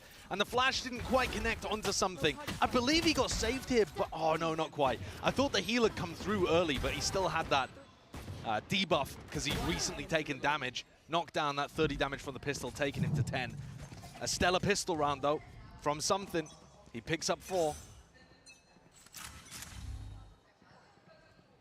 Form, I feel like is, I mean, I don't know. I was paying attention to that as a factor coming into this match here, because in terms of map pool, kind of threw it out the window. Both of these teams, their permaban is Ascent. They ended up floating it. In theory, that means that we're going to end up on more middle ground maps here on Icebox, Sunset, Lotus. So I want to see if they can carry forward these improvements that they've made off the back of their last series played and keep it going all the way. Something has not slowed down, but will be stopped in his tracks by Kankang. दोनों ने कमाल के shot मारे हैं. Kankang responds there, but they're still going to be able to retrieve that rifle. Goes over onto Forsaken. Very obvious in terms of the flash there, just drops around. Pistols are doing work though from EDG. Nobody helping Jing. Yeah, and rapidly approaching this position here. Just the Guardians in hand. It's actually the most ideal weapon as well against this anti-eco, but finally the crossfire setup comes through, collapses onto them. The 3 surviving into the next as well. You can keep a lot of these guns going in for the bonus. Yeah, not bad. And Forsaken only brought a pistol into this one too, so they're still going to have 4 big weapons heading into their bonus round. I think, just to speak on the map pool for a moment while we've got this small break in the action, Paper X's map pool's really small. People are referring to it as the Paper X map puddle, not the map pool. But the fact that they've been allowed to get Sunset in here, because like you said, EDG, they don't really want to ban the perma because it's shared between both teams, but they also didn't target ban. So actually we're going to get a map pool that Paper X is fairly comfortable on, which is a bit unusual. I don't think you'll see that too much if they survive going forward into playoffs. They went for the ban on bind instead, which, after watching Paper X, I don't fault them on that. Nobody made pushed improvements. Up incredibly deep there. Kind of on his own. Wasn't synced up with Kankang just for a moment at the beginning. Takes the duel. It's a risky one against something and wins it. I will be enjoying it if we get Risk Taker Nobody coming out today, because his aim can be unbelievable when he gets that confidence, and he limit tests. Yeah, he does. Just tries to bail himself out of some of these risky positions and spots. Chichu is quite lucky to be walking away there. And there's no mid-smoke down from Mind Freak. Paper X decided not to invest that one at the beginning, and he's actually taking contact here. Yeah, okay, he's going to be covered over the top. That's Jing, making sure he's there with the rifles in hand. Kankang, the punish. But already traded out. Simon, though, is the lone survivor towards the back of the site, operating alone. This guy's getting chewed up and spat back out again. Chichu, making sure to contain, plug up the hole up through mid, knows that the remaining 2 players are down onto this site, but what a hell of a task, again, to overcome. And into the post plan here for Paper X. Doubled up. They'll be able to secure that one as easily as it's said. I mean, that's a bonus round for them as well that they're just bringing onto the board. And one where they had to audible pretty heavily.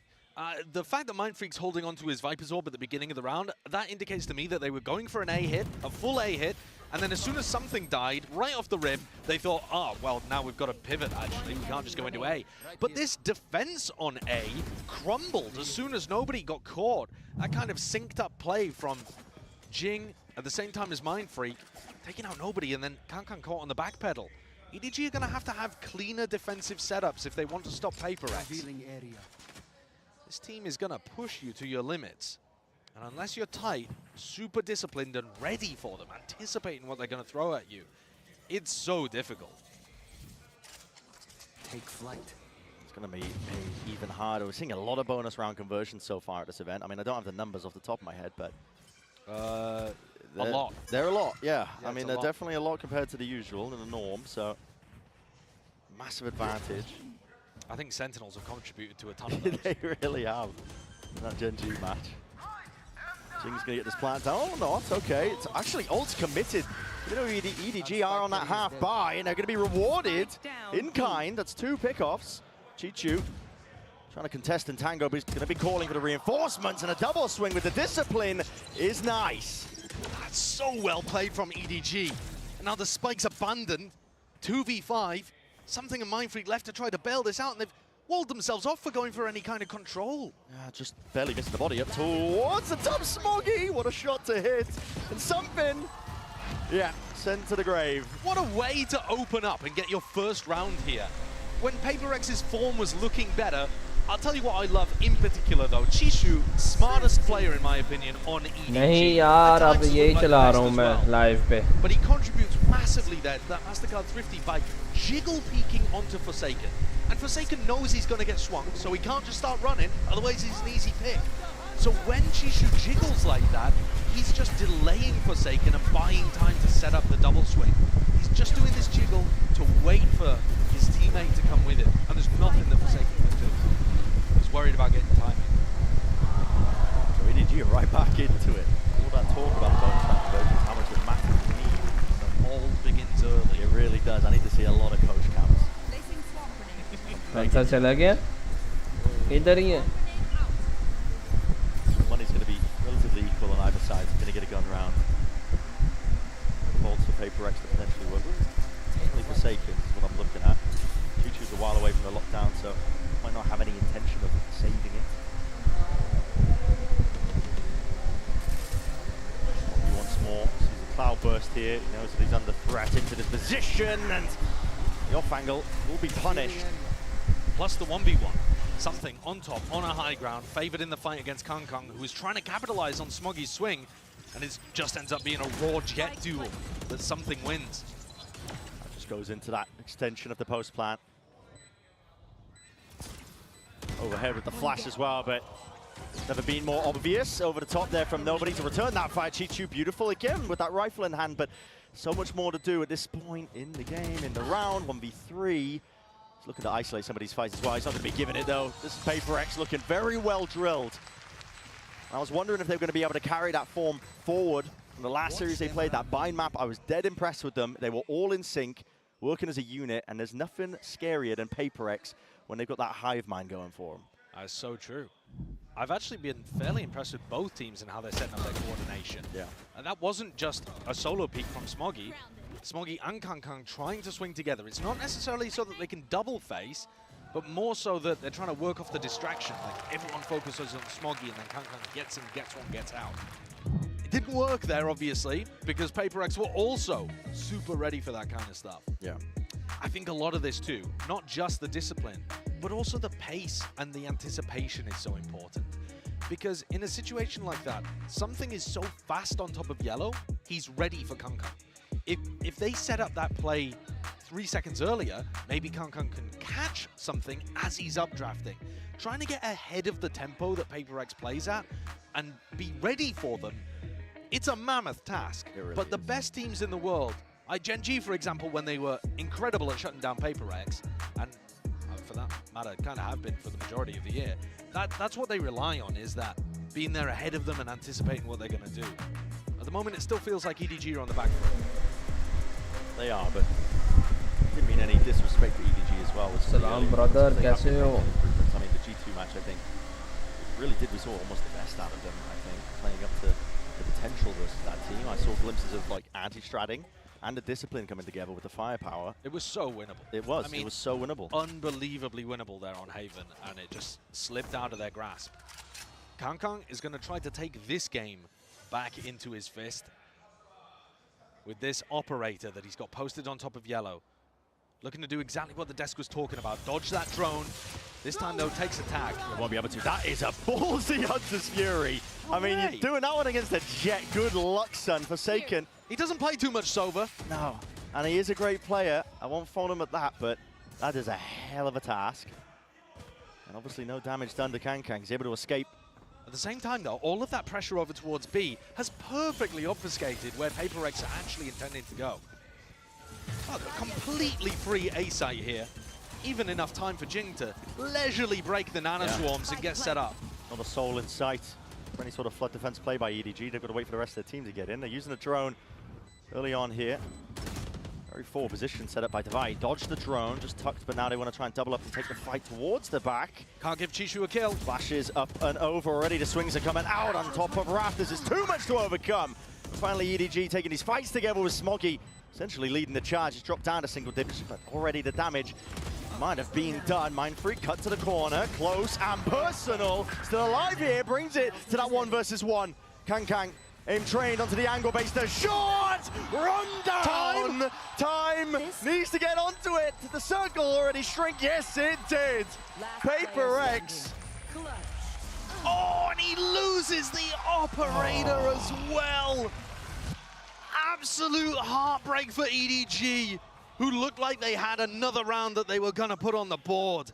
What a recovery from those Paper X players. Operator नहीं थी जानी चाहिए थी. Operator छुड़वा दी इसमें. The retake was working. Yes, Jishu had fallen. They didn't have access to the lockdown, but the trade-outs were working. And that's one where technically Mindfreak gets credit for the Red Bull clutch, but all he had to do was stay alive. Yeah, he did. But he bought the time, right? Got the kills. But just enough. Just enough for the win.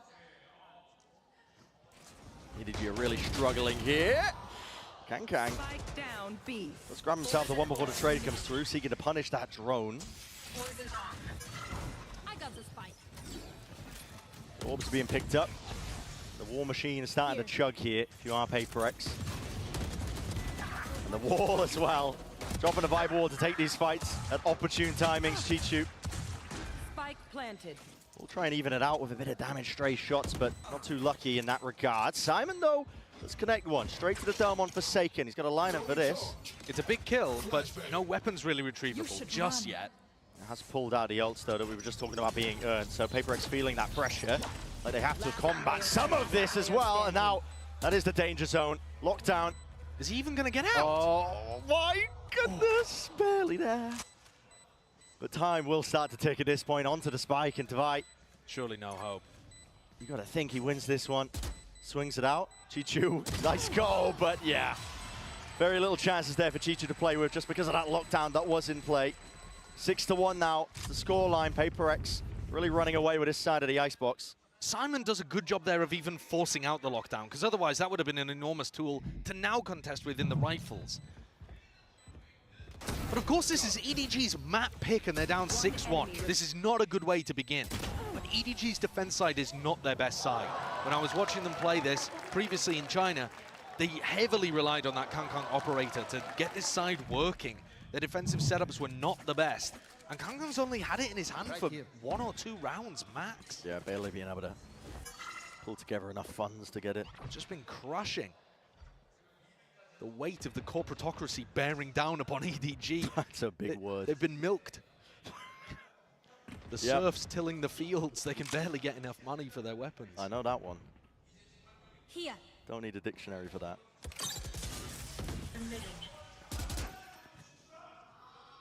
Turret's going to get taken down in mid. It's Mindfreak. EDG now might have to pull a few more bodies here. Smoggy. Nice. It's a high-low setup. The rest of the team as well. As soon as they catch that player, it's going to force out the res. Wall is up and a bound and a bit of spam and sprayed away. Good punish. Yeah, snake bite. Able to collect that kill here. Kankang posted up over towards B. This pit to deny any kind of re-hit from Paper X. And Kankang's going to keep pushing up, despite the fact they haven't heard anything. It's a risky spot, but as Paper X go for the mid to B instead, he's going to have a great position for any potential backstab or retake. This looks tough to navigate with 30 seconds on the clock. Yeah, your options are hyper limited. I mean, you can try and pivot back into A, but they've still got the 3 players there, still got the pit. Through the gut though, straight through now, in through mid. Simon with the knife, up against the wall. Catches, cancels onto the drone. There's only 14 seconds left, and they don't have any semblance of map control to lock down again. Forcing them out into the open, the easiest fights here, shooting fish in a barrel, and Simon, this newcomer to the squad, lighting them up. Great closeout in this round for EDG. First round where it really feels like they're in control the entire time. That's one they desperately needed. Still not going to look to invest the operator by the look of things. 5 rifles on the board. Kakan didn't even really get pressured in this round. All came down to these fights over towards A. High-low setup. Working wonders. Here. It makes sense as well that EDG picked Icebox. I know they're down 6-2 and they're fighting to stay level in this and a long way off. But PaperX did lose badly on this map the last 3 times they've played it. It did look a little weak for them. They don't look weak today. No. Clearly an area of improvement. That Orb tapped up forces something into the fight. The dash to try and leap into the fray, maybe pounce onto a target or 2 here, but he's going to get out. No damage done as well. He's been given all the room in the world. Yeah. And the snakebite's been used before the shocks, before the plant. No Making break the on the A wall. side. Yeah, looking like a playground right now. Viper's Pit. Drop down into the players here. EDG trying to go a bit more fast and loose here. Spam. It's going to be critical. Dash up and over. Onto the pipes. He's found it. Perfect accuracy, at least expecting it. Something though, he's right back at you with the Blade Storm here. Divide catching him, the 140 cleanup from Forsaken. Chichu left to do it all, and it's too much. 7-2 now for PaperX. What a recovery in the round from something. It looked like EDG had done everything they needed to. When PaperX pit like that, they can't control angles very well. They can't stop the retake from taking all of that space. EDG barrel their way all up to pipes, get 2 kills through the pit, and still can't win it in the 5v3. Shout out to Grenma.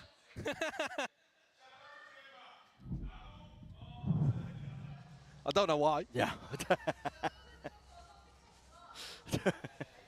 I was seeing another pause in the timer, which means one thing: timeout or tech pause. Take your pick. For me, I'd like a timeout. Yeah. I would prefer a timeout. It would it's, make a tech it's a tech pause. There you go. You don't get your wish. And we'll find out what the issue is momentarily. Maybe we can guess as well. Player shots. It's one of my favorite games to play. Yeah. Guess who's got the tech issue? It's a tense game right there, even though it's 7-2 between these 2 squads. Do you believe that the history of these 2 orgs is going to continue onwards? I feel like a lot of the history seems to indicate that EDG struggle to get past these like big, heavy-hitting organizations that we have in Valorant. So people like Loud. We've all seen the Sadak versus Kang Kang Pokeball memes. Yeah. And also PaperX. I mean, the score is 4-1 historically between these 2 organizations. Yeah. These are 2 of the orgs, Loud and PaperX, that have kind of stunted EDG as they've hit their ceiling on what they're able to achieve at previous events, especially throughout 2023. This year too, I mean, Shanghai, it was PaperX that sent them that early exit, where EDG just bombed out of playoffs, right? And now, looking to try and make it happen even in groups. It's like EDG, this coming into champs, they wanted that chance of redemption, I suppose, right? To try and build off and prove that they are still the top dog in China, still a good team. You've got to take them seriously, but they will be leaving this very disappointed, I think, if they exit out of groups here for the final event of the year, the culmination of your year. Yeah, I think it is. It's a heavyweight matchup in terms of the legacy of these teams to be getting in a group stage, and it's an incredibly stacked group. I mean, when you consider that G2 was also in here, and they looked pretty phenomenal. And I didn't really answer your question. I answered it with a question. No, I don't mind that. Which is very politician-like of me.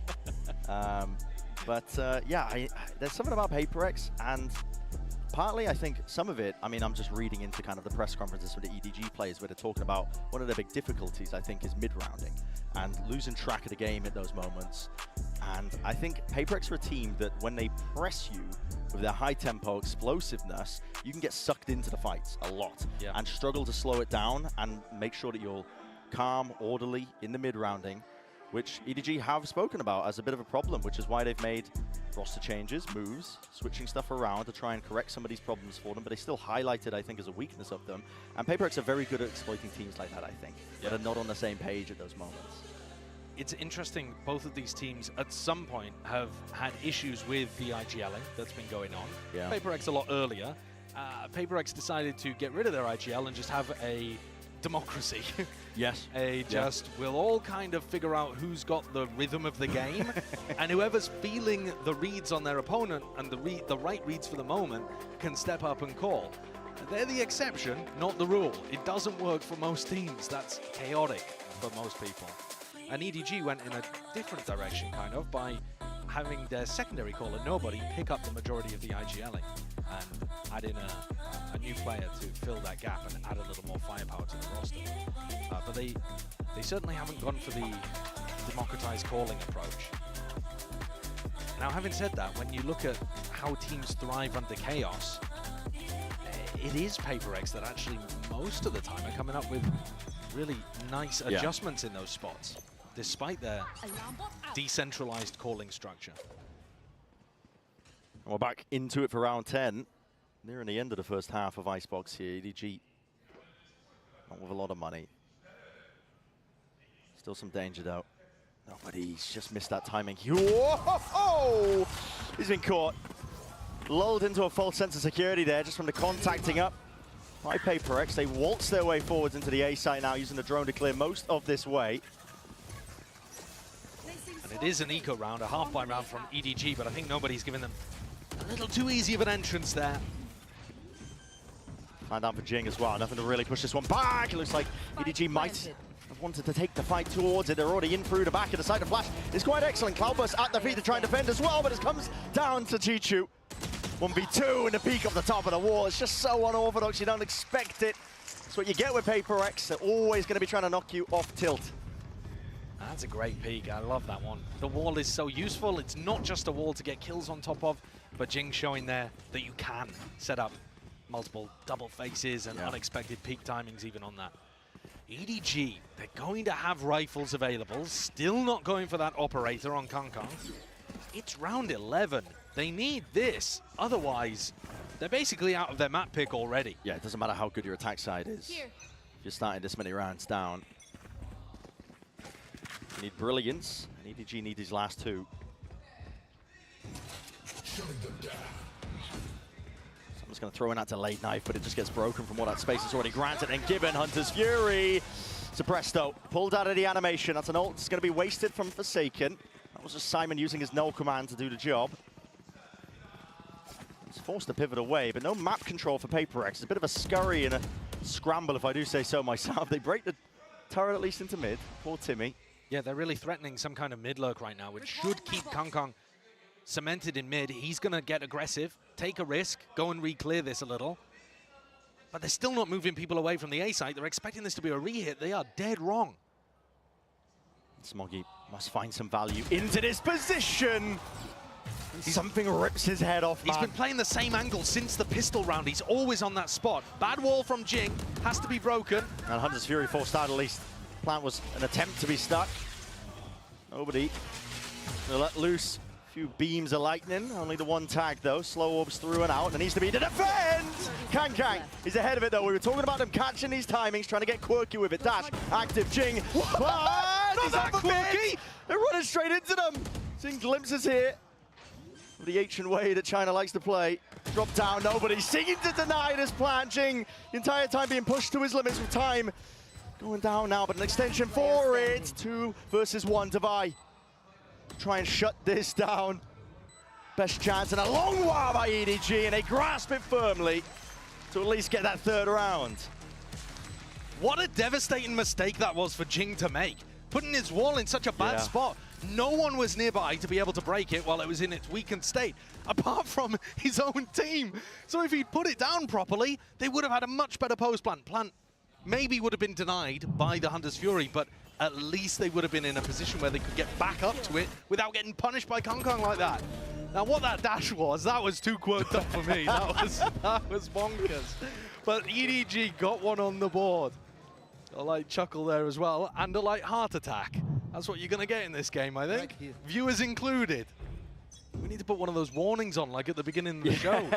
Any photosensitivities or heart conditions, look away. Your heart's going to be racing here, watching this. Nobody. Unusual with the angle. Will be pushed and postured away in through the back of the site now.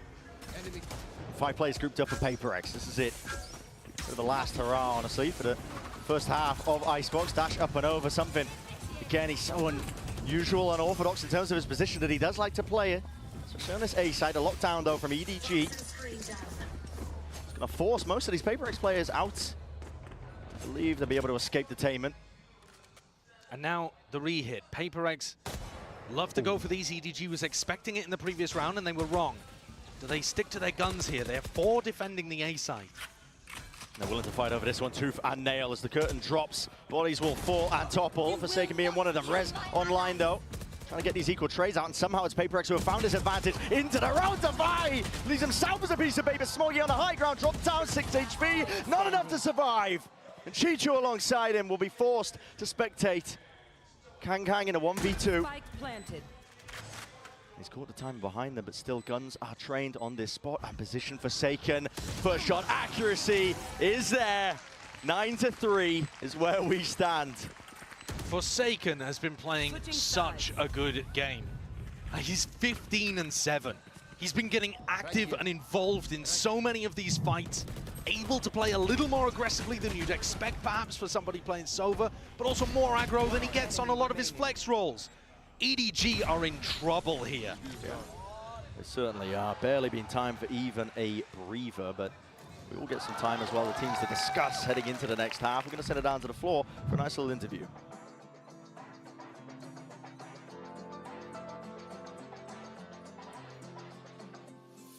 Hello guys, I'm standing here with EDG's Jie from their League of Legends team, also 2021 League of Legends World Champion, and Luna to help with our translation, of course. LPL의 슈퍼스타죠. 그리고 2021 월드 우승 선수인 EDG의 Jie 선수 만나보도록 하겠습니다. 여기서 보니까 색다른데 혹시 좀 발로란트는 하시는지부터 물어보고 싶어요. Now, you know, it's a pleasant surprise seeing you here watching the Valorant matchup. So, do you play Valorant yourself? 其实很高兴在这里看到你们，也来看比赛。那你自己平时会玩无畏契约吗？自己偶尔放假的时候会去玩。Of course, at off days. Okay. 쉴 때는 한다고 하는데 그러면 랭크랑 좀 주체는 뭔지도 물어보도록 할게요. So, you know, what's his rank? What does he play? Tell me more. 能不能跟我们聊聊更多？比如说你的段位啊，平时玩什么英雄呢？段位自己玩的比较菜吧，就是黄金水平。然后自己喜欢的英雄是瑞娜。I mean, I'm a gold. I mean, and my favorite agent is Reyna. 골드고 좀 주체는 레이나라고 얘기를 하는데요. 그리고 지혜재 선수 아무래도 e스포츠 선수 생활을 하면서 좀 이렇게 타이트하고 굉장히 리스크가 큰 경기들을 많이 치렀어야 할 것 같은데 지금 경기를 하고 있는 EDG 선수들에게 해주고 싶은 말이 있는지도 물어보도록 하겠습니다. You know, you've probably been through a lot of stressful situations where stakes are high. So is there anything you would like to tell the EDG players right now? 其实你也是经历过非常多很多紧张啊、激烈的比赛的嘛，那你有什么话想要跟 EDG 的选手说呢？就在台下看他们比赛还是蛮紧张的，对，并且发现今天他们对手实力非常强，所以就希望他们能够加油，然后打好自己的。Actually, I'm really nervous. You know, just watching them, and today their opponent is really strong. So hope they can win. 강팀을 상대하기도 하고 지금 보는 것만으로도 이렇게 떨리는데 잘 경기를 치렀으면 좋겠다고 얘기했습니다. 이렇게 지혜지혜 선수 만나봤습니다. Thank you, 지혜지혜.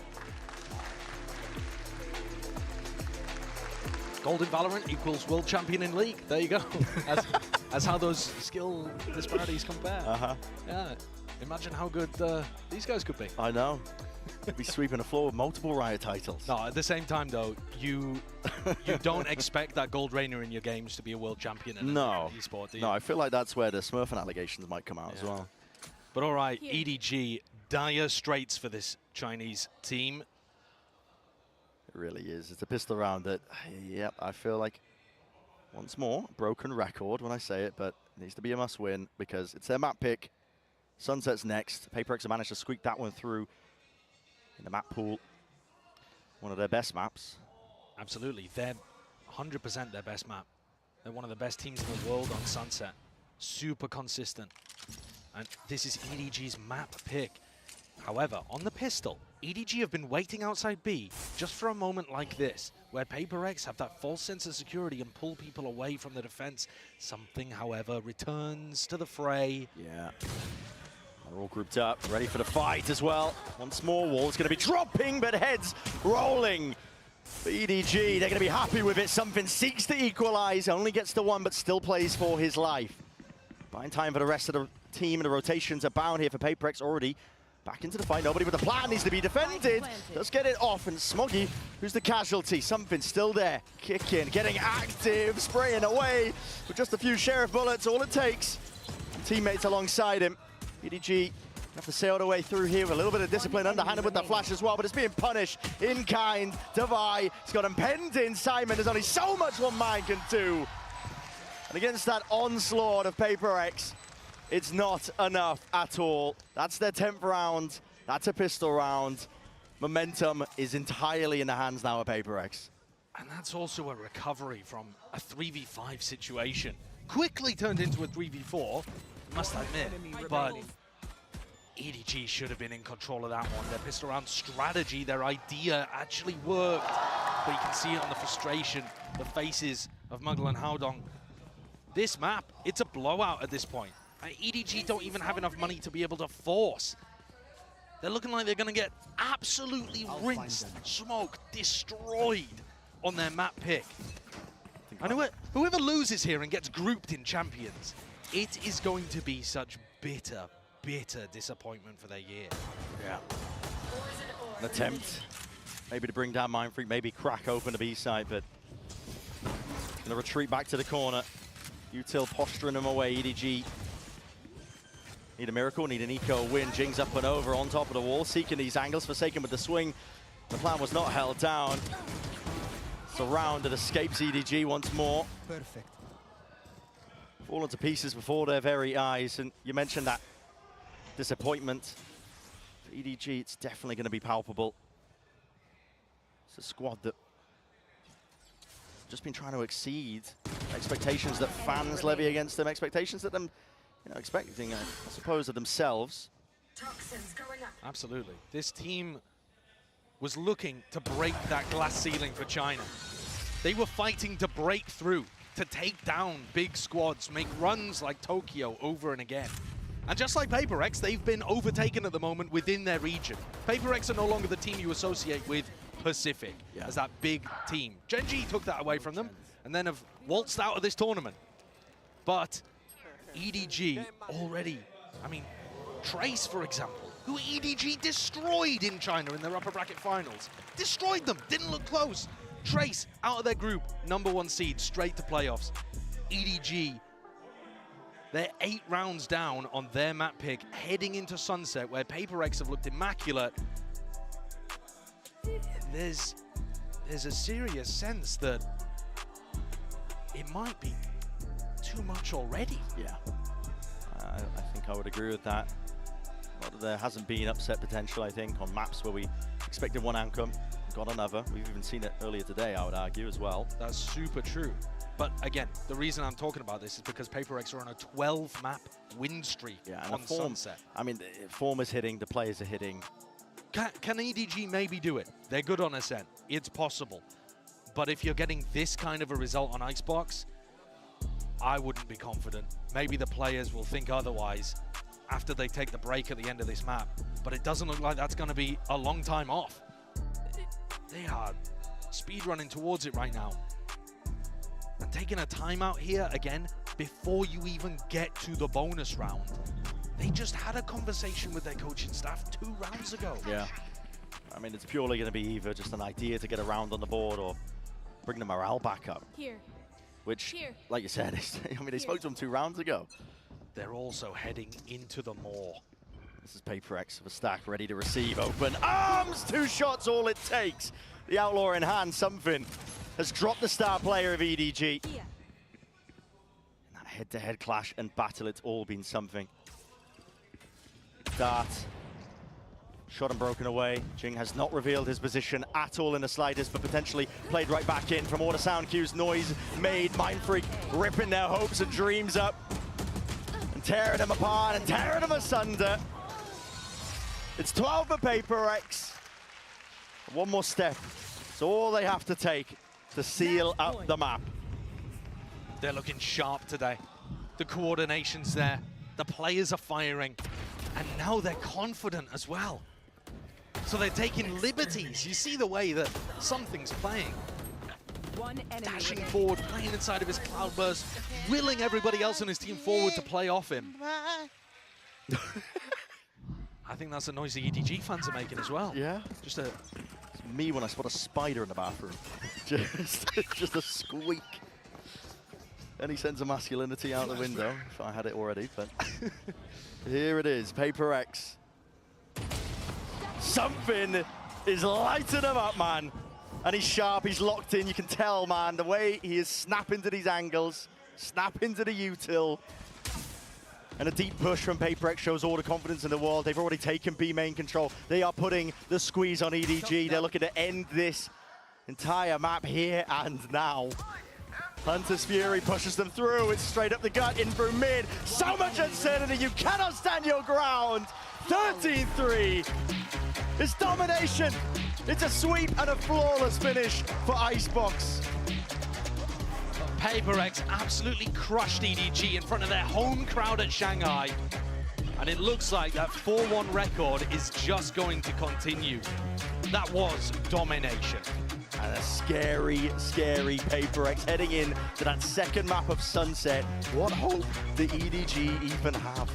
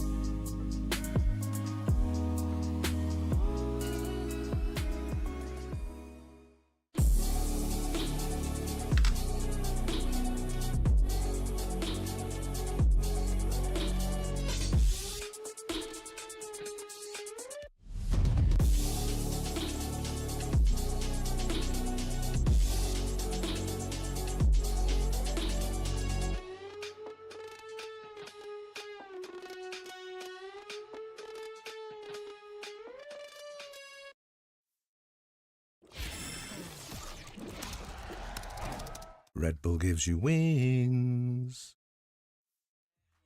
여기까지 와서 정말 I'm okay. 한치 앞을 모르겠어 only up for chance. Take a step closer. I rest my case 말했자면 정말 I'm okay. 어느새 내가 여기까지 와서 정말 I'm okay. 한치 앞을 모르겠어 only up for chance. Take a step closer. I rest my case 말했자면 정말 I'm okay. 기가 막힐로겠지 I feel right is blocked. Oh can you see me take your stereotype. A lot of time 도대체 얼마던가. 내가 버린 수많은 것 생각이 안 나 중요한 것을 놓치고 있는 듯한 기분 말이야. 쫓기고 있는 듯한 이 기분 말이야. 걱정 마 여기까지 다 왔잖아. 미안하지만 I don't give a it's my life. 가끔은 be alone 근데 낯설은 맘의 위로 받을 줄도 몰라 혼자 견뎌내고 이겨 나의 방식. 가끔 시간 통하는 상식 돌아보니 고마움을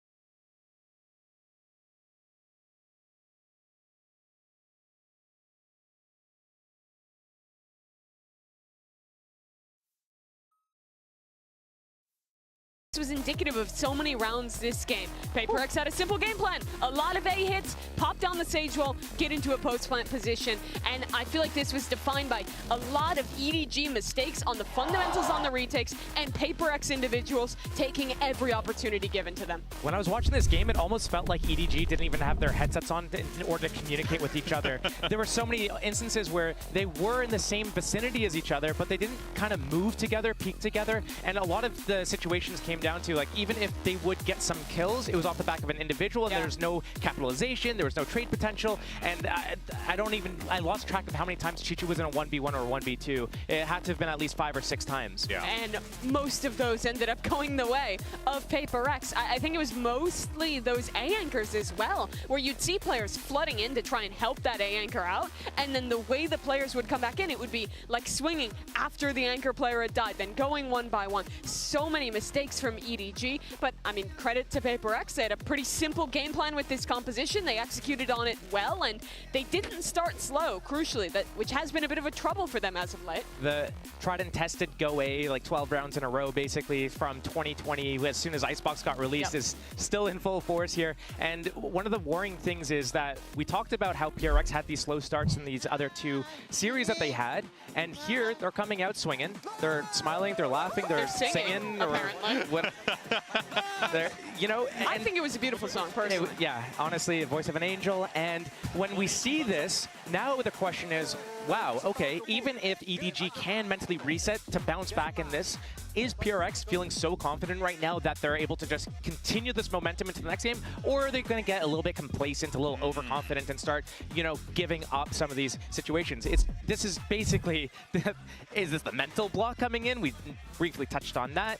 Yeah. What's going on? I mean, it could be EDG has only beaten this team once before, and what has to be fresh in their memory is that 0-2 loss at Shanghai, losing in front of their home crowd, getting eliminated there. If things keep up the way they're going, it's looking like EDG might befall the same exact fate to end their year, which would be a real tragedy for these guys. Yeah, it absolutely would be. I know everyone wants to see this matchup go the distance, but does EDG have it in them? Let's go ahead and see what's going on over at the EDG campus. We have Muggle standing by with Yinsu. I have Coach Muggle here from EDG with me and Luna to do some translations ahead of map 2. Now, Sunset is a map you probably could have predicted. PaperX, they love to play this map. So what kind of preparation did you make against them coming into this? 其实之前可能能预想到 PaperX 他们会玩日落之城这张图，因为他们就很喜欢玩嘛，打得也很好。那你们之前有做过什么准备吗？为了今天这张图？我们也是预想到他们会选这张地图，然后就是针对他们之前的习性，我们有我们的调整。然后，但是我觉得他们打的我们每一次都会跟别的队伍不一样，所以我们觉得，也许这个可能更重要的是临场的调整。I think we have already predicted that, but you know, target on their hobbies on that map. But we also feel that they always change their strategy when they faced against us. So we maybe just deal with our instinct reaction. Oh, I can't wait to see it. Thank you very much, Luna, and best of luck, Muggle, on map 2. Well, interesting that he says, you know, they changed their strategy because, honestly, they just kind of hit A bunch of times. So, I don't know, that makes me a little concerned a bit still going into Sunset.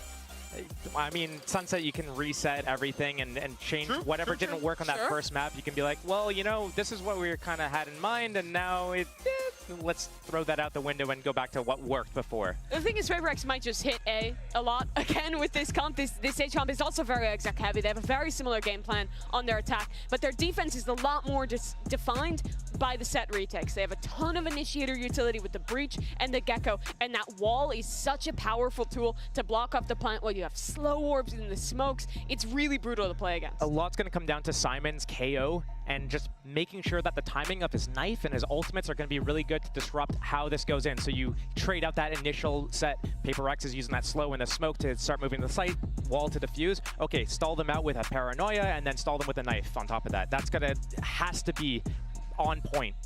EDG has always been the team synonymous with their region who has found the heights for China in the past. Now Trace has gotten their upset, they've made their way into the playoffs, and against an old foe after getting stomped on map 1. If EDG can't bounce back here, it might be the end of an era for this team. Their year would end with another disappointment. Couldn't agree more, Mimi. EDG needs to wake up. Can they do it on Sunset? Let's go ahead and send it back to your casters, Brennan Sideshow, for the call. Yeah, it's a mountain that they're going to have to climb, isn't it, here for PaperX? When they're looking like they're in this kind of form, they're a scary, scary team. And they have that tendency, I think, to evolve over the course of tournaments, you know, to become this team that nobody was really expecting to do much damage, but they just end up taking out the big names anyway. And here, on a map pick of Sunset for PaperX, looking at the pistol round, it looks like they may be shoring themselves up for a little bit of aggression down mid too.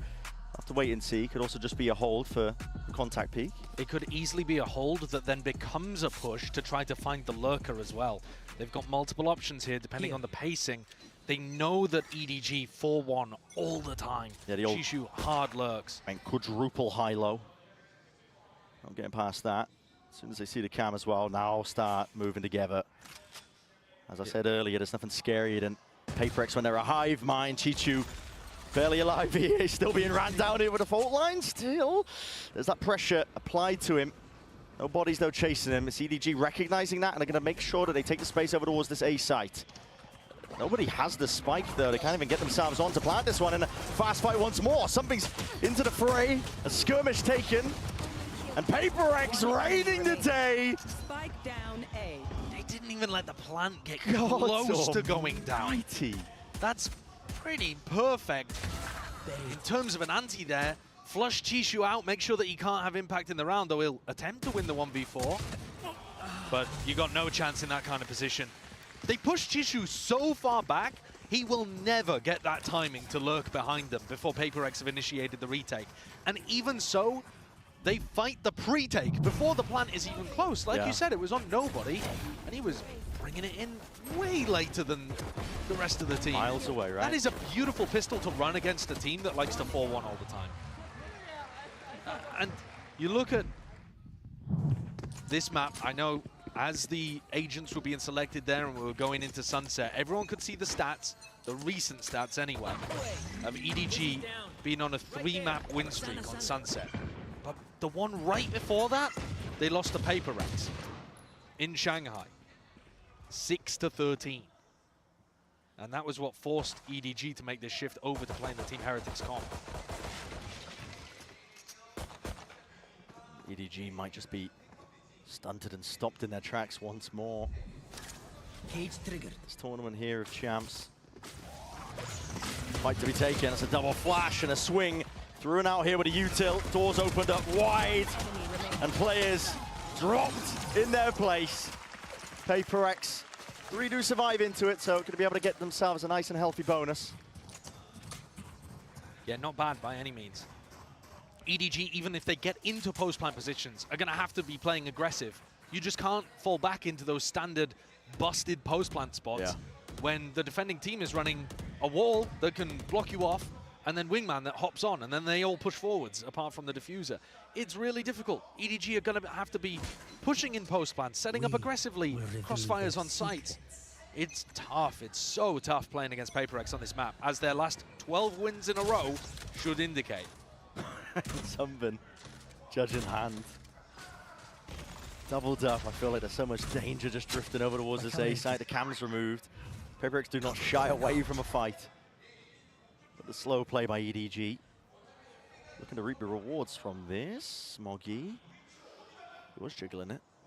Barely a shoulder peeking out, but now head's turned away and just barely missing it. Forsaken's already rattled off the shot. Chichu, who was there? Forsaken definitely overstaying himself, but slow orbs layered down through B main. EDG still with a minute of time to play, work with. They can take their time with this one. The longer they do it, the more risks that PaperX themselves are going to take. Devi's getting a pretty good idea right now that EDG are still locked into place towards the V site. Something's just holding with the judge on the other side of the map. Mind Freak, not cleared. Yep, steadies his hand as well. Just leaves it fully open towards the back of the site. Just gives that one up because he's not being cleared. And Patience fully paying off potentially there. This guy holds it down. With the Bulldog. Squirrels it away and just grabs 2 kills before he's eventually traded down, and a chance. There's a life into the round here for PaperX. Dizzy up and over through the window, but no connection, no acknowledgement. Devi is there. Lovely movement from Kang Kang. Sidesteps the bullets. Ensures that he's favorited in it. It's exactly what something is not with this gun in his hands. I think the gun differential has made a big difference in this round. Something's kind of stuck. Don't really want to be saving the judge either. I think it's kind of similar with Mindfreak. I think if he hadn't had a Bulldog, there's a serious chance that he could have gotten 3 there rather than 2 in that kind of position. Oh, more damage done. And a rifle grade, okay. Yeah. Yep, nice little surprise. Good economic impact there from Paper X, but a round on the board fairly early on. Already almost as many as they got in the entirety of Icebox. They'll be hoping for an extraordinarily different result here. That's worrying that EDG, none of them thought at all. But the thing is, once the first 1 or 2 people have gone in, the others just don't even think to check spots like that, because why didn't the people at the front do it? Exactly, and also, I mean, it would have been clear. Fired earlier, Yeah, exactly. Yeah, Devi, he's got the operator in his hands. Of course he does. There's a lot of players that might be facing him here. Tripled up, tagged up by the knife. Well, if I tagged Devi, I wouldn't expect an op. Maybe for something. If I tagged the Gecko, I might be thinking op. My ult's ready. Push back here over towards A main, so Jing's got that showstopper now into this round. Right here. It's got to be clean from EDG. Yeah, they really need this. Credits on Kang, Nobody, and Smuggy. All really low. I guess Kang could scrap something together with the ult that he's got online, but it would not be pretty. The showstopper's quickly making its way over to B, responding to that drone, picking up a little bit of a potential lurk play through mid. Jing is here, and this is where the spikes go in. Caution. Yeah, I was a bit worried as well. Devi was holding down towards the B side when the drone was used prior, but knife towards the back stuns as well. Here's a showstopper, it's an instant response. Flashed up though, Jing. He's blind as a bat. Had to let loose there with the ult. No casualties, a slight pause being called here by EDG, but honestly, might just end up falling anyway. Shots missed, EDG, the feed is filled up with red. Making sure to grasp these chances. Jing still managed to slip his way in through the back. Sharp as anything. Precision is on display, and time now against EDG. It was looking like them to take this one. Oh my god, backs are just opened up to these players. Jing is working his way around, and Chichu covers. Bizarre, some of the moments in that round. Really bizarre. I do like the call from EDG to go for a re-hit. As soon as the showstopper was baited out by that high flash and did not catch onto Kang, they had the route back through. Forsaken, I think he just didn't hear Chichu barreling back towards him, throwing cages at his back and all sorts. I mean, in the chaos of the situation. If Forsaken had just taken a breath there and turned back around to deal with the lurker, maybe that's a different round, but EDG will be super happy to get that one on board. Big eco swing round going the way of the Chinese org. Paper X looking to try and take this round with a bit of proactivity on their half pipe. Vacuum up the orb, see if they can get a cheeky kill. They show presence, they back away now, looking for the stack into mid. And I think the signs of a really great team at events is when they're trying to really extract every efficiency out of even half-by rounds. Forsaken with the peak will be punished. He was trying to grab that information. The rest of his team. So an open sight here for EDG. Forsaken not using his Aftershock to break the trip over towards A main, so Paper X keep walking down mid and taking some tiles control, but they can never flank in the retake, because that trip's always going to give it away. They might try it at some point in this half, but it will be watched. Oh, that's lovely control. Kind of holding the line towards the back of the site, ensuring that nobody can cross past that boundary. Even hunt a few more players down. Hello. Giving up guns. Yeah, this kind of damage is not great for EDG. This should have been their round to get the economy blooming. They'll still take the round, of course. Paper X will be happy with the rifles. And it's not too much damage. EDG players can still buy. It's not a big issue. So they take the lead.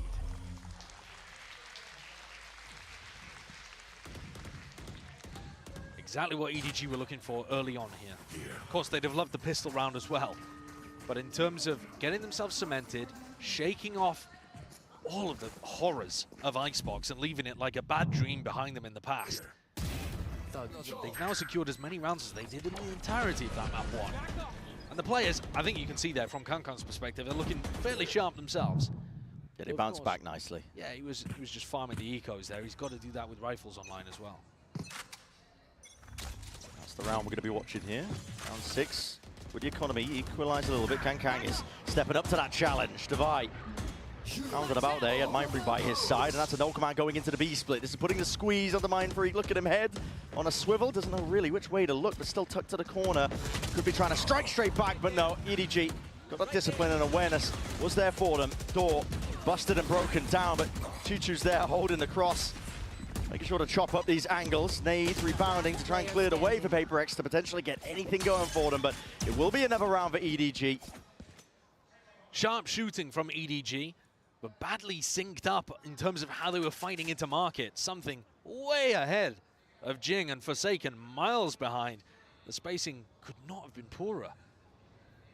So EDG gifted with a slightly easier cleanup, but the open was lovely. They can't do that all the time, of course. The null command, massive ultimate. But utilized well to keep this lead going and to break the economy of Paper X, unless they choose to go to force around this saved Vandal, but I'm not so sure it's going to be saved. Oh, I mean, it will... Well, fault line to slow them. Whoa! No! How's he got out of that? Hey, man! He just moonwalked out of there! That's ridiculous. Houdini level plays.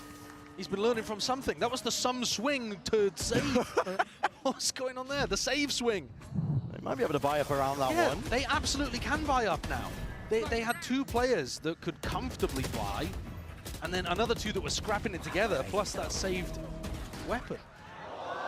Easy stuff. Yeah. Off the back of that round, with EDG winning it.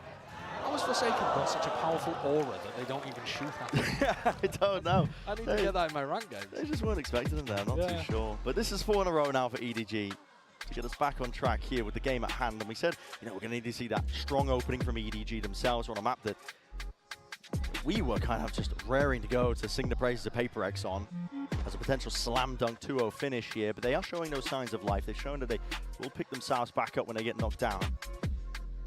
A really important asset to have. Now, what does the second G stand for? Goat. The first, oh, it's Goat Goat. It's Goat Goat, yeah. Smo Goat Goaty. Of course. Lovely. Rolls off the tongue. Yep. Yeah, Paper X are in a bit of a tough spot here. They haven't been able to play their game, really.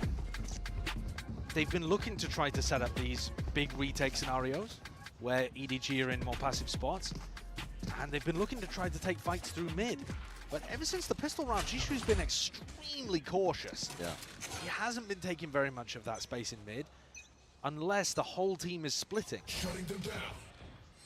EDG are showing really good signs that they understand how to control the tempo. They're not getting sucked into the fights. Yeah, and they're also showing, I think, good awareness of how Paper X wants to take this map and denying it from them. Paper X are set up with a trap play off of Jing's contact. It's just jiggling. I don't like this, though. It's very, very difficult to follow up on any of these kind of trap plays unless you have a showstopper. It's just...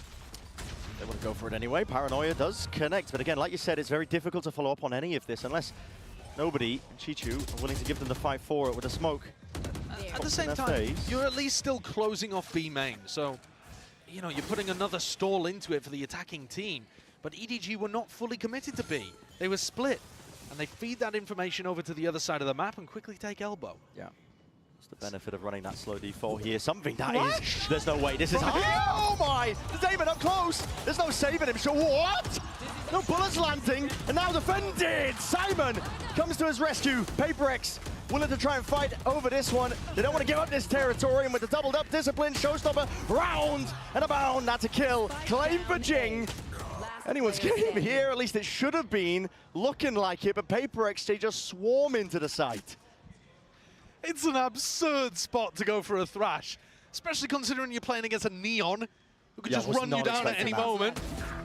Got the Thrash time in perfect, didn't get the follow-up, team bailed him out.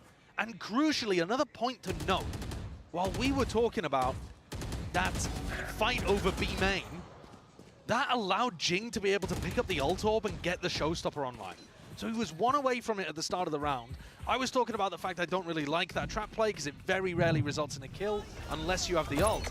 But he used it to get the ult. He used that B main control really importantly to be able to come in here and help out something. 2 massive ultimates used though, and Paper X still trail by 1. We couldn't kill him here. Yeah. What the hell?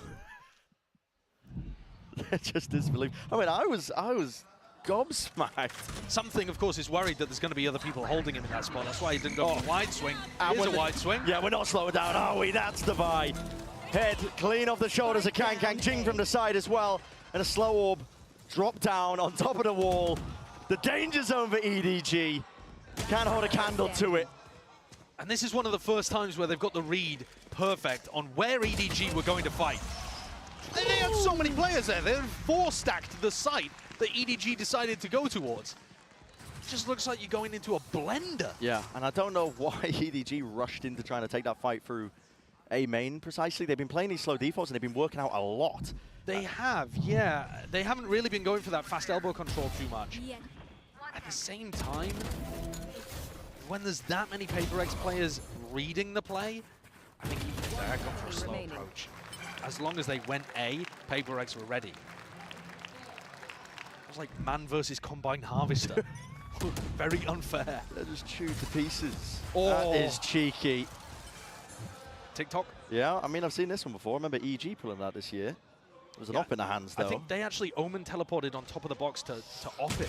Oh, Smokey! Goodness me, Adjustment just spotting it.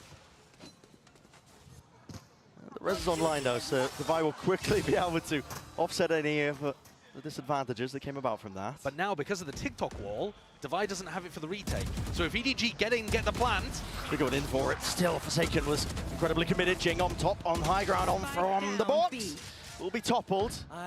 You can plant and play a B main post plant here. Normally you have to play aggressive, but with that wall gone, you can back up.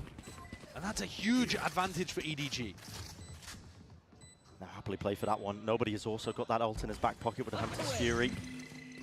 It's an extra layer of safety. Right here. Even onto the angle. The pings are flying forward, just trying to catch the line. Ensure that he doesn't miss any second of it. A tap. There's the ult. Paranoia from Smoggy. Meant to supplement here. Mindfreak out into the open arms. Time start to run short. Mindfreak trying to hold this line as well, ensuring that they can try and get this defuse online. Something with the wingman broken. It's running away from them. Devi's leaping into the frame. Like summon upstream. Something sticking. And defended entirely. What a fumble from EDG there. Paper X, that's the game they want to play. They're so practiced in those retake scenarios, but they didn't even have the Sage Wall to work with.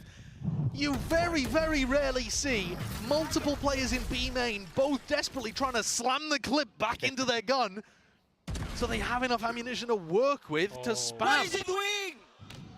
Oh, there it is. We're waiting for that. It's like we played a laugh track in the audience. I'm not even sure what that was in reference to. Yeah, I'm not too sure. I mean, maybe the wall? Possibly. Yeah. It might be because of that. They do sometimes pull things from prior rounds, but Paper X have been just winning the last 3, so got to assume it was something based on that. But that is, yeah, that's a round where EDG, I think, should have had their opportunity to play things their way. Yeah. Triple up, be able to force Paper X to go into them. I guess one of the problems was they didn't have their own smoke. Normally when you get these big 5v5 post plants happening over towards B, the retake smoke that Mindfreak threw there is not that powerful because you just smoke it off yourself. One of the rare maps where you smoke yourself off from being able to see the spike. Just so you can get in and potentially fight B main. Yeah. Yeah, it's weird how it works, but... Simon's 1 away from getting Null Command online. See whether they decide to fight heavy over B main to get that orb, because that's exactly where Paper X want to fight. It's another opportunity where they could try to run this trap play. But again, if Forsaken ults this, I'm not sure you can follow up that easily. Gonna go for a bit of aggro control. Remember that Paper X can occasionally go for like the wall on top of that box and, you know, peek into mid. Yeah. We've seen them do all sorts of weird stuff, so EDG have to be careful. They do like to cook. Jing. Drone's been broken. Kang expected the swing. It was too suspicious, I think, when a drone gets broken in that regard. Yeah. Read like a book. An easy book, a young adult novel. Easily digestible. What is going on with this all? Okay, Rolling Thunder. These are the kind of plays These are the kind of plays I hate from PaperX, though. That is just such a waste of an ultimate. Smelling a timeout being called from PaperX's side. Which makes no sense, because they've won 3 in a row. But just to rein it in, get a bit of discipline back into the ranks. Forsaken. Got walkabouts here. Potential to be punished. No, now the reaction. EDG alongside it. Divide. Can hear these footsteps. Many circulating all around him. That's lovely adjustment of the rifle aim. Still, he's going to be paranoid. Up. Blinded up. No noise cues. Nobody able to follow up on this one, though, with the slow orbs to defend him still. He just turns away at precisely the wrong moment, and EDG making sure that they capitalize directly on top of that one. That's now down to that 2 versus 3. Mind Freak and Forsaken. Up onto this retake. Last player standing. Forsaken dropping. These are down to just Mind Freak. Spotted Simon's positioning. TP into the corner. Stray bullets from nobody. It's precarious and now unwinnable. As I say that, he's found himself a corridor, a window, but peek in the smoke. Nobody just hugging tight to the corner. A little sloppy there from PaperX. Taking their foot off the gas maybe slightly, or just not prioritizing, perhaps, the big tools that they had to be able to win the round. That's an insane play with the rolling one. Yeah, they wanted B main info. I guess they thought that there were going to be some EDG players over there. And Divide did a decent job at staying alive in elbow. He just got caught at the final moment. A couple of duels got the way of EDG, and they're looking nice for it. We see the Gecko operator picked up over towards B main. And this is an area of the map PaperX have put huge value on. And he's hit it. Nails the shot. Nobody's going to be dropping straight to the floor. Jingdo, re-exploration, not set up by any form of utility. Expecting EDG to be running those 4-1 defaults that I'm talking about. Actually, EDG have been more spread than usual today. Yeah, little 2-3s. And a slower play of EDG. As I said earlier, it's what got them that string of 4 rounds prior. Paranoia now as they bide their time, waited out, now send it forwards with the war, but it's something. Okay, Forsaken wanted to try and play himself inside of this. What an adjustment by Kang. Snaps it 90 degrees to the side, and now huge player advantage. Mind Freak teleported past the first trip. What more to deal with? He would be hurt if he went for it here. Yeah, he would, definitely. Something's got to pray that somebody will just walk into his sight line, crosshair placement. Trip's going to be broken off of that noise cue. The call hasn't been made. Wait, there's a back to these players. Back to back! Mind Freak! He finds it finally with the kill. Now there's a Paranoia. An attempt to play them back in, but a flash in kind. EDG stalling out. These PaperX players just fall long enough, and Kang squares up. Once more to that challenge. That's 3 in a round for him. Something Seoul job now just to try and save on to this operator. And he's going to be keeping it into round 12. Is he? Oh. Yeah, he's just survived with it. EDG find another round, take the lead again, up 6-5. But I'm reminded of what Steele was talking about on the desk of looking like there were comms issues there for EDG. As soon as that trip was broken, Chishu should be aware there's somebody on the flank, and yet completely confused, didn't relay that over to Smoggy. Bizarre interaction. PaperX's economy, though, is not looking good here for the final round. Final round of this first half of Sunset. That's an open B site. Prime for the taking for EDG. The knife hasn't seen much. The dart even better. Doesn't get broken, so they know that the front section of B is entirely theirs. I'll send in the usual utility just in case. Jing's got that showstopper online. That's going to have to be the ticket, I think, for a chance of PaperX winning this round. That and a share of fame. He's really been trying to farm these orbs, and EDG have to play aggro, have to play on site. They're straight up in through market. It's an aftershock and a slow orb as well. Kang is completely separated, isolated still, traded out. Head just peeking over. Chichu, he's still alive here for the moment. tethered himself into the corner of the side with the operator in the hands of something as a Thrash earns up now to Fish. Sent flying forwards to Tainment then. It should be a kill. Collected indeed. It is! And any defense gets dismantled. When you're watching what happened on Icebox, a 13-3 map, you wouldn't have expected both teams to be dead even here, but that's exactly what's happened. EDG have woken up, PaperX finding their moments to respond. We couldn't be more level at the half. Yeah, it's just been unreal so far, living up to the expectations that we set on this matchup between two of these orgs that have so much damn history.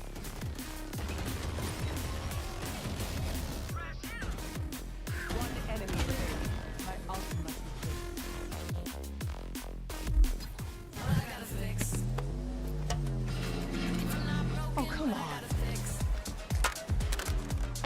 Trade in any phone in any condition guaranteed and get $800 off the new Galaxy Z Fold 6.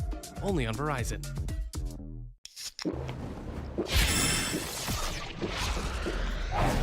Red Bull gives you wings. Stay in for the summer, and while 6 feet under, and I got that number, call her, keep falling like carousel, known to raise hell like I'm Tyrion and chainmail, give me head tail, see the jaw drop, face mount like a bass head, Libra scale, balance both sides, and she do it well, so well, yeah. Raymond, ducking from the sun, doing okay then, all these feelings bottled inside like a house dog, bounty on the elbow, she'll get out the house, move, playing off the foul ball, you can stick around, girl, bring fire from the world, I'm trying, I'm lost, only murmurs, find time, yeah, find time, unsure, I'm lying, stay in for the summer, bring fire from her world, I'm trying, I'm lost, only murmurs, find time, if she's unsure, find time, stay in for the summer.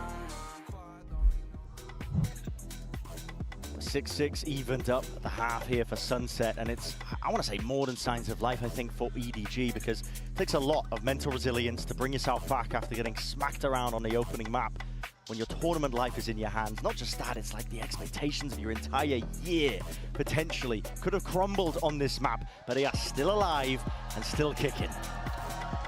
And you might be tuning in thinking, why were they hyping up PaperX that much? Sure, 12-map win streak. You think PaperX fell out a coconut tree? They exist in the context of all the map wins that came before them. The 12-map streak. What is blood waffling about? They're on the attack side here. Their attack side looks deadly in a lot of these spots. Their execs onto site. The pistol's going to be vitally important. Yeah. Take flight. At least just for giving you momentum and starting to build up to massive ultimates on both sides of the map.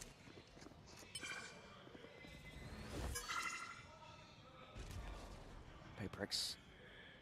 No one holding this A main avenue. It's not going to be pushed by Kang, of course, with the one-way in his face. Just looking to hold it. Nobody getting some information. Spotting the players now. Smoke's going to be cutting out off the picture from that one angle, and now call is made. They want to try and make a play now to the B split. Wall to give them safe passage. Won't be any spam going their way. Kavai, I should say, even just trying to get cheeky himself. There's smokes to be played in and out of. Jing is way ahead of it. It's a stun layer down and a flash on top of it with the paranoia blinded up. Dart is there. This is chaos. This is anarchy. And EDG, they temper it, they control it, at least for the time being. A player advantage to be found. Device wrapping all the way from behind. The backs are turned and EDG have lost the plot and lost track of all these players. They don't know which way to take it. Devi has potentially worked on something. 1v1. Right click. Not enough to do it. Simon. I called him the newcomer to this EDG squad, but he's done it again for them. He's been in these clutch scenarios over and over again. When you're thinking about the way that PaperX and EDG are going to battle against each other, these are the rounds you remember back to in their 5 matches previous. And this is what you imagine it's going to be like the entire time. It's just bonkers. Yeah.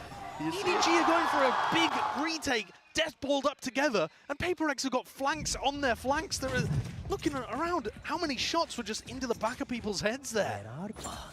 Twisted and turned around, and yet EDG come out on top. Somehow able to control the chaos. Truly absurd. Yeah, and a huge deal for EDG. A lot of teams will get lost in the mix of that, where PaperX normally thrive. They've managed to take this pistol round now.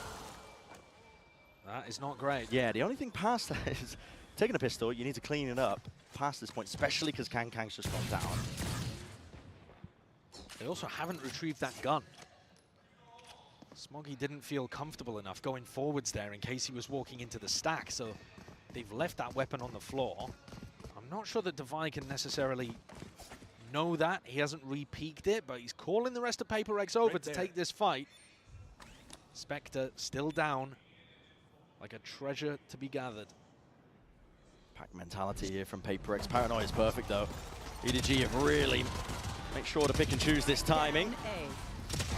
It's excellent. Shot.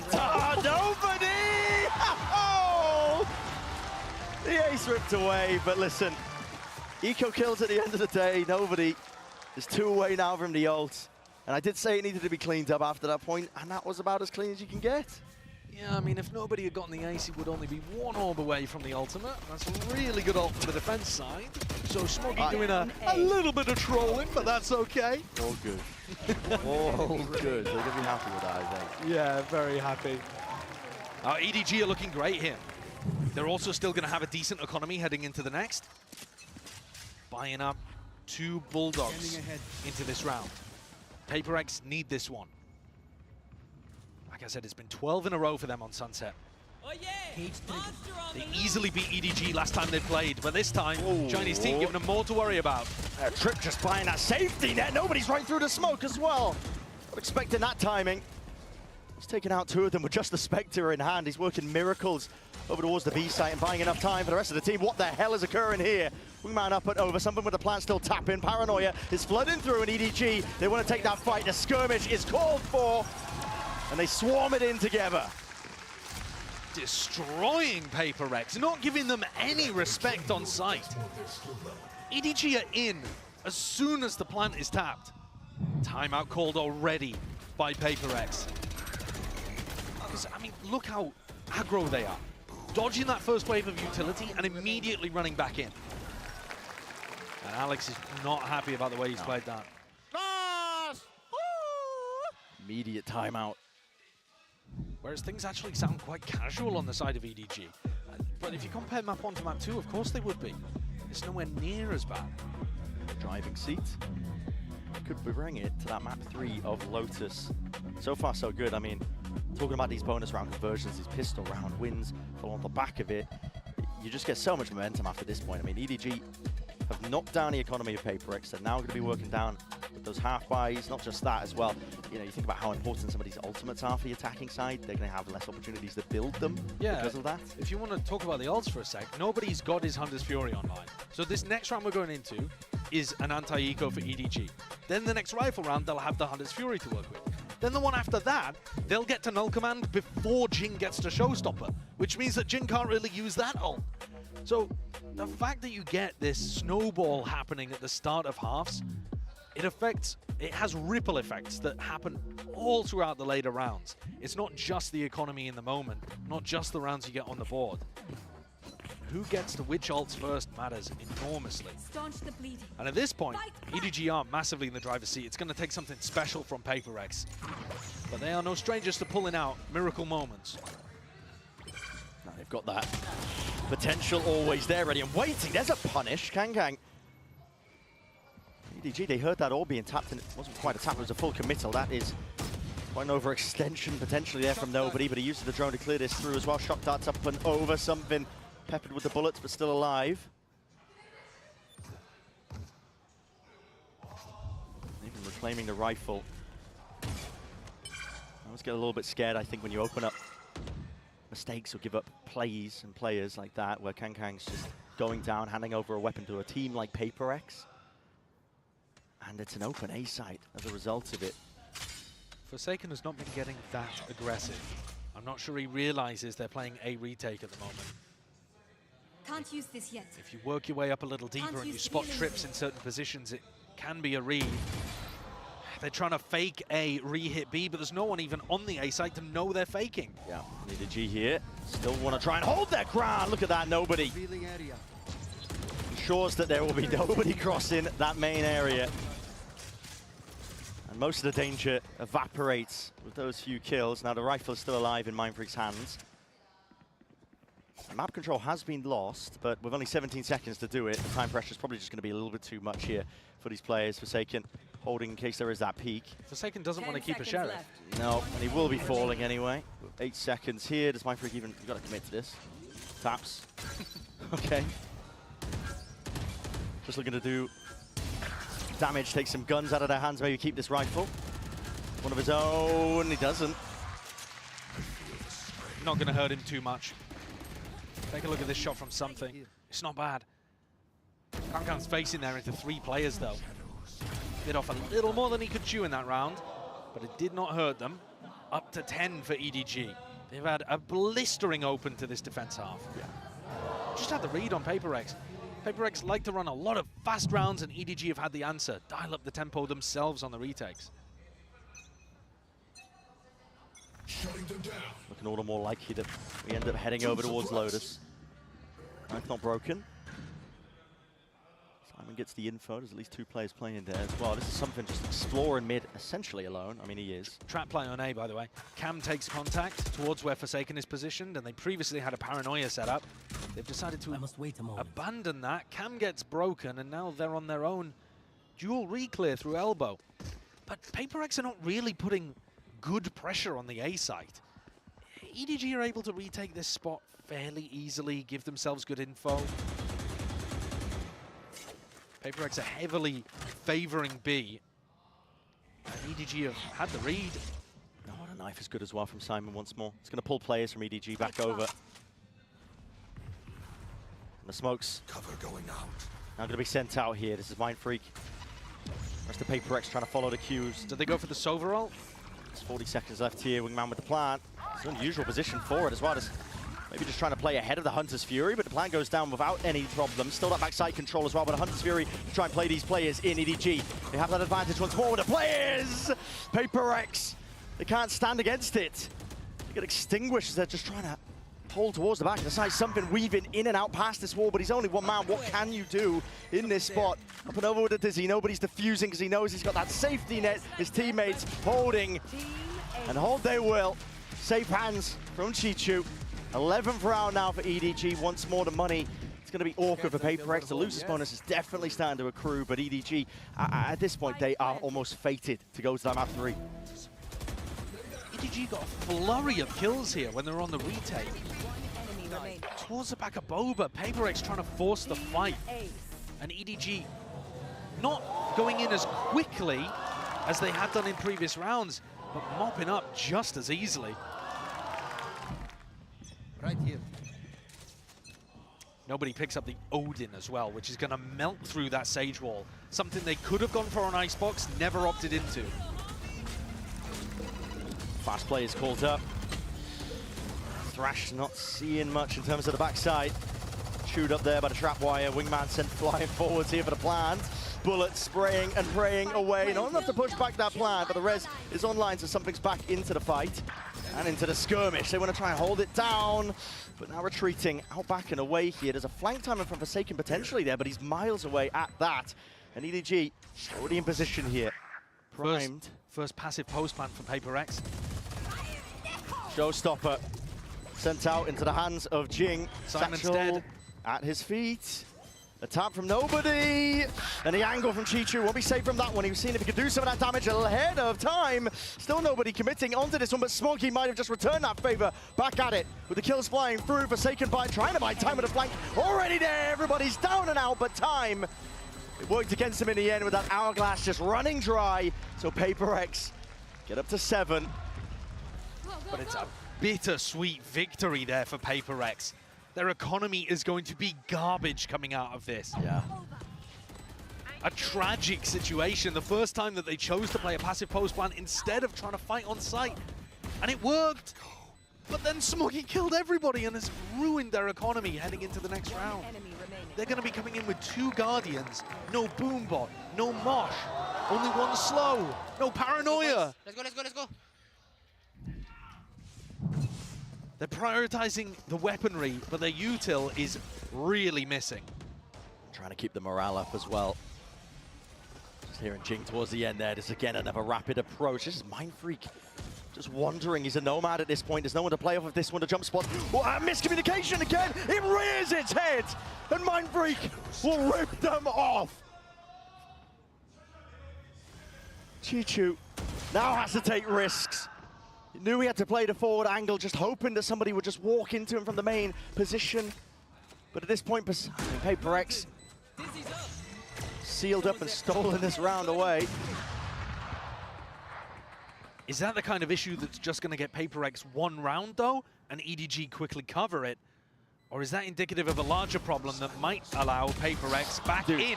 This is a larger problem. Yeah. The fact that Smoggy is just killing everybody. You have to keep these guns. I mean, the economy is just too good for EDG. You're not even doing economical damage at this point. And also, you're only really getting 3K plus the spike plant. Oh, Kang knows. Kang knows. Overdrive, wait. They can still make a play for this one. Smokes up. No way. No chance. What a Mind Freak. throw. He's going to have to spam and spray this one away. Defended. No way. Mind Freak. From the brink. There's no way. Just utter relief. A quick shake of the head. That would have been a devastating toss of epic proportions. Mind Freak opens, Mind Freak closes. Everything in the middle was incredible trolling. That's technically a Red Bull clutch from Mind Freak. Should never have been. And I think the desk deserved that one.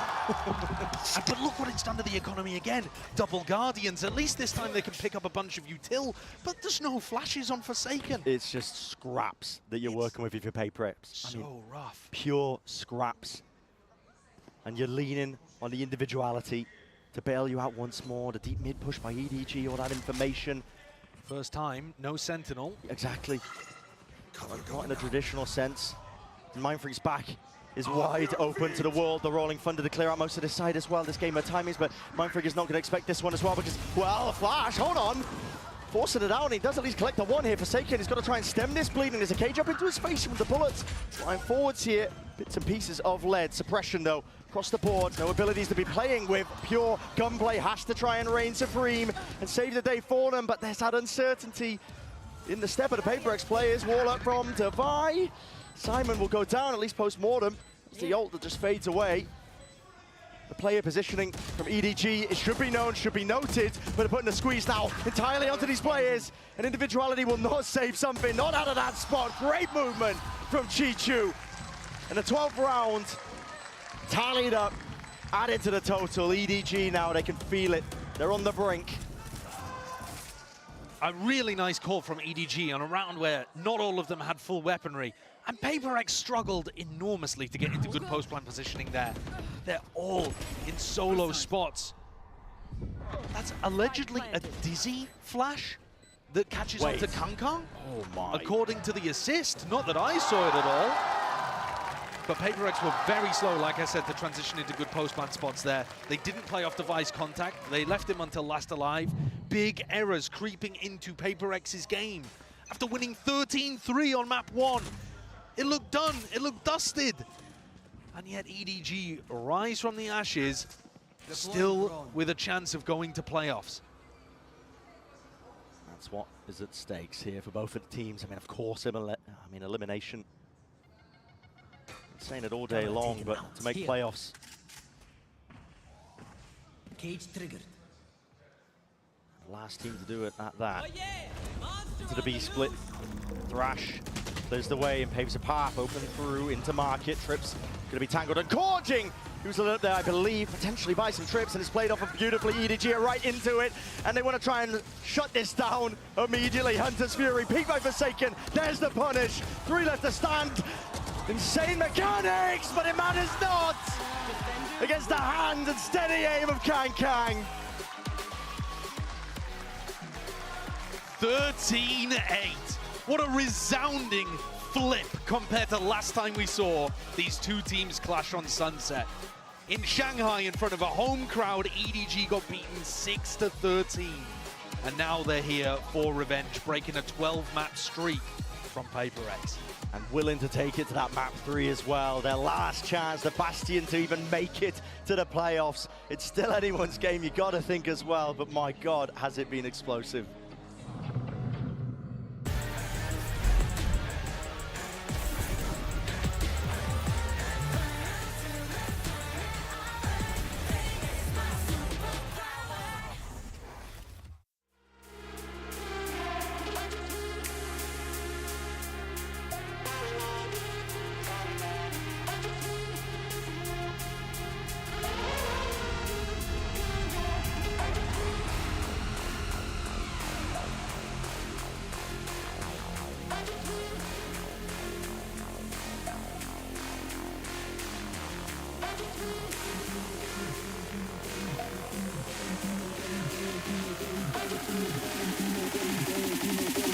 From the bottom, you know where we going, you know where we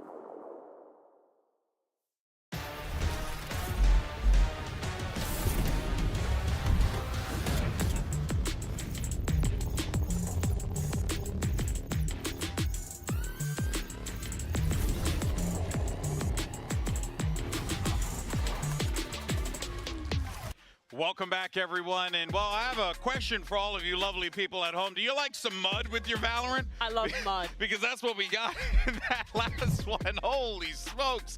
Absolute shenanigans across the board. I mean, still, we're seeing just... I mean, honestly, I don't even know. Like, there were moments where, like, you know, you think, okay, there's a setup here. Oh, wait, never mind, there is no setup. Oh, well, there's going to be a... Oh, never mind, they're just circling around one another, flanking, reflanking. What a wild game that was. It was a head-scratcher. I was looking at it, the first 2 rounds especially, I'm like, oh yeah, okay, you know what, PRX is probably going to close this out. And then EDG starts getting round after round, and then it's like going into these types of situations, this is getting onto round 9, I believe, where... Nope, this is not that one yet, but there's just like all sorts of things. Oh, this is it, actually. Yeah, this is round 9. So basically, like, PRX is coming in for the retake, and, you know, they're putting pressure onto that main. They have 2 people covering and tapping the spike. But on the side of EDG, it's not really what we came to expect from them. We're having a Soba backing off to do the Hunter's Fury, and then like the Omen's in the corner by himself, and the KO's not right. You know, it's what's going on here. They're all playing so individualistic, like they didn't have their comms on, like the headset on, and I pointed this out before, but it really felt like that. There were other instances I think we'll get to as well, where it's just like, someone sees an enemy and we're just still like la la land, what is going on? And it was a very big head scratcher moment, because I thought for sure PRX was just going to steamroll through. Yeah. And then suddenly EDG is pulling it back. You're like, what's going on? It looked that way. EDG, when they were getting in their post plants, the fundamentals were off. Chichu's lurks were so often coming once the team was already dead. It was so messy to start. But then the second half, it continued being muddy, muddy Valorant. But it was instead EDG coming out on top of so many of these moments, stepping up in the chaos. Players like Kong Kong having big impact, and Paper X, the team, making a lot of those same mistakes, not clearing their corners. Look at the way they're fighting into backside in this round. One player goes it first, then they're getting slowed off by their own slow. One more player fights in it. It's all individual. Like, everyone just turning around, like one person's running backwards, one person's running forwards. They can't figure out who they want to push, and then EDG somehow narrowly comes out on top of that situation. But yeah, just piggybacking about that Chichu thing, there was a round 7 where EDG is going out aim with 3 people. You know, they're going out elbow onto this site, and it's just like Chichu just starts his B main walk, like starting to walk from T-spawn into main, right? Not even like walking onto the site, he's walking into the main choke point. Like, what is going on with those types of situations? He's got to be with the pack more. But speaking of second half, all the hits are going towards B, and that's where Chichu is, so he's involved with the game that way. It's 5v5 again. It's 5v5 and then that's again, all yeah. good for EDG. I mean, yeah, credit to nobody. Kong Kong having some moments in that second half to keep this team in the game. And I mean, we talked about the possibility of a mental block, of them looking out of it after getting stomped on map number 1. But this is the game. No matter how muddy it is, no matter how many mistakes are made by both teams, in an elimination match like this, all that matters is getting that map win and keeping your mental in it for the final map. And it wasn't the cleanest, but that's what EDG did. They stay alive. To quote Vin Diesel, whether you win by an inch or a mile, winning's winning. And that's literally what happened here. Now we're going, though, to Lotus. This is where you got to put up or shut up. This is it, right? And we're going to Lotus here, Steel. Give the folks a preview, maybe, of what we should be seeing potentially here. Okay, if anything goes by what happened last map, although last map didn't follow the same logic from the round the map before. Logic's out the window. You have Omen, you have Clove, and you have Neon, probably, if the picks go the same way for the side of EDG. And the way that everyone's kind of individually just running around taking these duels, I think that could actually work in their favor again here. And PRX need to be able to reset after that last map. You would think that they had the momentum going forwards, and it's been stopped. How are they going to rebound? That was a question for EDG. Yeah. Now it's for PRX. Yeah, this smoke comp is really good on your attack side. It's segmenting your fights into very discrete areas. Instead of having to take all of like a rebel at the same time, you can smoke off one section, isolate these fights really easily. It's a really heavy team fight, brawl comp, and that's exactly how EDG is playing. We've seen FPX find success with this comp internationally before. It'll be the first time that EDG is playing it on a global stage, though. Oh boy. Well, we'll see the agent select here in a moment as players are all seated and ready to go. Obviously, in these moments here, the pressure is on, without a doubt. But if you're EDG, you feel a little bit better about this considering how things went on Sunset. If you think back to the previous times we've seen this match, it has been like this before. It gets messy, the gloves come off, it comes down to the fight, and Paper X are making a change. Solo Omen, solo Sky composition with a double duelist jet raise. That is a weird one in 2024. Whoa. I didn't really know what to make of this. You know they what? have the double duelist on defense and go out your own way. Do it your own way, I guess. You get shot, it's gonna be you die. It's going to be a death match. Basically, this map is going to be a death match. It's just like everyone just taking these fights. I just want to see Chichu getting involved a little bit more. I believe he's starting on that defense side, though, so it's, yeah. So, yeah, deathmatch. Or on the attack to start for EDG. It's chaos here, but one of these teams here is coming to an end. And with the way they play, I feel like it couldn't go any other way. All right, well, let's see how this all shakes out. My goodness, what a roller coaster this has been. Brendan Sideshow, have fun.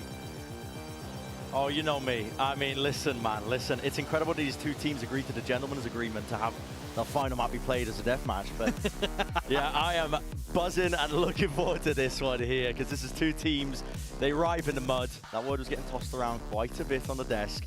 And they love to clash and fight here. Well, here's a big clash happening towards A Rubble to begin. And with both of these compositions, I'm looking at them. It looks like EDG should have a big advantage in any Rubble fights. Yeah.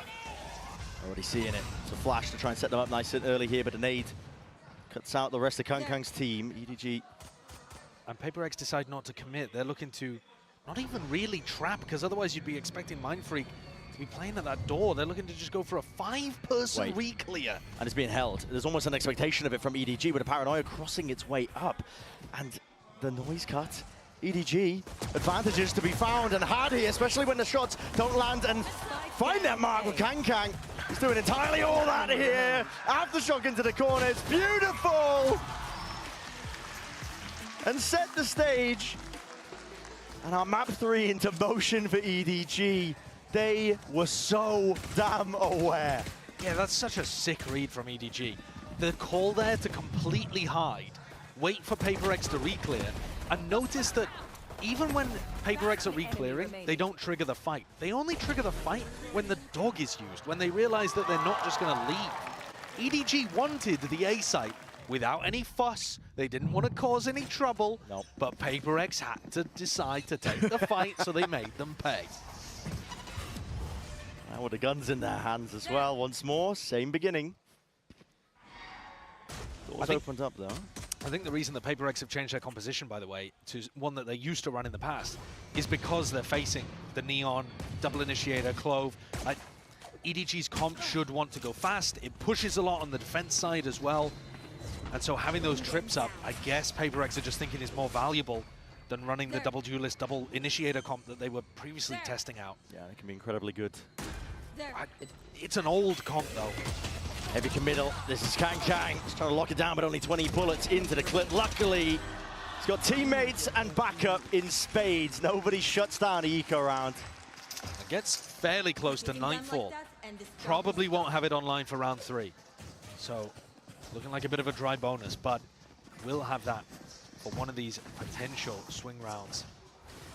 At the end of the day, though, with all of our conversation around the compositions, I got to think back. The smartest man I know once said, "You get shot, you die," and he was quoting you. Oh, so, well, how about that? Yeah. Even some smart people will repeat what you say. Exactly. Some signs of intelligent life coming from me. Nade up and over. This is PaperX opting into the fight. The skirmish once more, but with Jing toppling, falling, something not able to evacuate. That was an updraft dash to survive, and Mindfreak is hard committed. Can't reset the aim. Only the one player found from that one. Tavai re-exploring. Util out into the few hands of these players, but already he's got to be aware of it, and yet sees the barrel. So now he knows his timing taken against him, but the Prowler waiting it. No way, peek. Not together, still it's there. The Forsaken liner right behind him for EDG to barrel them over. Brutal beginning to PaperX's Lotus. A map that they enjoy playing, but after how Sunset went, this is looking like a massive turnaround, a flip compared to map 1. EDG pick up pistol, pick up the bonus round. This is what catapulted them to success in the second half of Sunset. And already couldn't be more different reactions from the coaching staff. Absolutely, the death slam. You know what that signifies? The timeout button being hit. After 3 rounds. Yep. The tag timeout. And again, I mean, when it comes to strategy, it could be something as simple as like, guys, stop trying to opt into this A-Rubble fight when you're getting outvalued of util. It could also just be mentality. It could just be him trying to calm the nerves. But the reason this is absurd is because Alex has literally just had the opportunity to do that 3 rounds ago before they were in the map. Yeah, but he's obviously not focused on a specific element that PaperX are then messing up, or just wants to reiterate something, get them back onto the right track. It is crazy early for a tag timeout like this, though. And I think that indicates the stakes in this kind of situation. Everything that we were talking about on Icebox, about it being bitter disappointment for EDG, them fighting to break through in China, getting overtaken, they can't go out in groups and have a year of bombing out. Everything there also applies, perhaps even more, to PaperX. It's mirrored, I think. They used to fight for trophies. Been overtaken in Pacific, and now they might end up going out in groups here at Champs. A fate that they've met before. Though that did precipitate a roster change. It certainly did. Once more EDG. Listen, if it ain't broke, don't fix it. Face your fear. These A hits have been given access to the sites over and over again. They realize it's a retake setup. They don't have very much retake utility on PaperX, so you've only got to worry about a Sky Flash and a Paranoia, really. Trailblazer and the Boombot's already being used to try and... Are they leaving? Lay the path for PaperX, yeah. I mean, the util's already being used. PaperX have read it. This is strange from EDG. They had the read, and now the they're going into the stack. Kang! Goodness me, close quarter combat, Jing. He's hoping and opting in for that upgrade, but it just opens his backup prime for the bullet to the back here. Smoggy also supplements off to the side, off angle from Divide, but not enough to stay alive. Simon! Goodness gracious me. He has been so consistent for them in those tight situations, in the tough spots. Simon has been there already, paying dividends. The value that he's brought to this team. He's not always at the top of the scoreboard. He doesn't have the prettiest stats in the world, but he's good for big moments. That's an important asset for a new player to have. Bailed them out of a tough spot there. All smiles and laughter for Haodong, but that one got a little dangerous. And something has the op. I mean, how do you even play this? The posture of the util though, EDG faking like they've taken this A. Rubble control once more, this time walking into a different direction. PaperX are leaving gaps all over the map. B is open entirely and it's being read by EDG. They're already into the fight. Sometimes, yeah, I mean, Divide, spam down. What is that? Just into the corner, tucked. Maybe seeking to play spoiler. Nobody pushed back. Off and away from the plan. Once more, another tap. He's seeing if there's any more util. Well, that came from PaperX. Shut out entirely from this B site. Planted. The composition itself is just not situated for these retakes. The amount of util that they have is essentially gone. As soon as Divide falls, he gets taken out of the fight here. The Haunt dealt with something with the dash as well, but there's no value to be had. Nobody's giving him that fight. And what a call to make. It looks like they're just going for the save. That's brutal. Dude. If you don't want to play these retakes, though, why are you putting all of your Cypher utility and your operator on the same site? That's the question. And leaving B completely open. They 3-stack C, they put their op and the Cypher A. So both of those sites, very difficult to crack into. And you could give credit here to EDG that they've been conditioning A fights over and over at the beginning of this game. So maybe PaperX felt comfortable in some degree that it wasn't just going to be a fast B hit. But if you do leave it open like that, there is no Viper wall you can put up to flash yourself in and try to isolate the entry. There's no way. No snakebite, no nanoswarm, nothing like that that you can use to try to isolate Kangkong from the rest of the team. Yeah, and listen, I'm not saying no way at your analysis. It's all fine and dandy. I'm saying no way at this. It's a second timeout called for PaperX. We're in round 6 of map 3. It's an elimination game. It's the final game of groups. Your final path to playoffs for the final event of the year. And this signifies to me just a complete collapse. Yeah, it's brutal that Alex feels like he has to hit the panic button after 3 rounds, and then after 2 more. He just spoke to them. If you want to think about how PaperX's year has gone, a bit of a miracle run, by their own words, for them in Madrid to be able to make 3rd place. They got a podium finish, something they're very used to, had many of those last year. But they went from that 3rd, slipping down in Shanghai to a 5th, 6th, now looking like they might end up getting grouped here at Champs.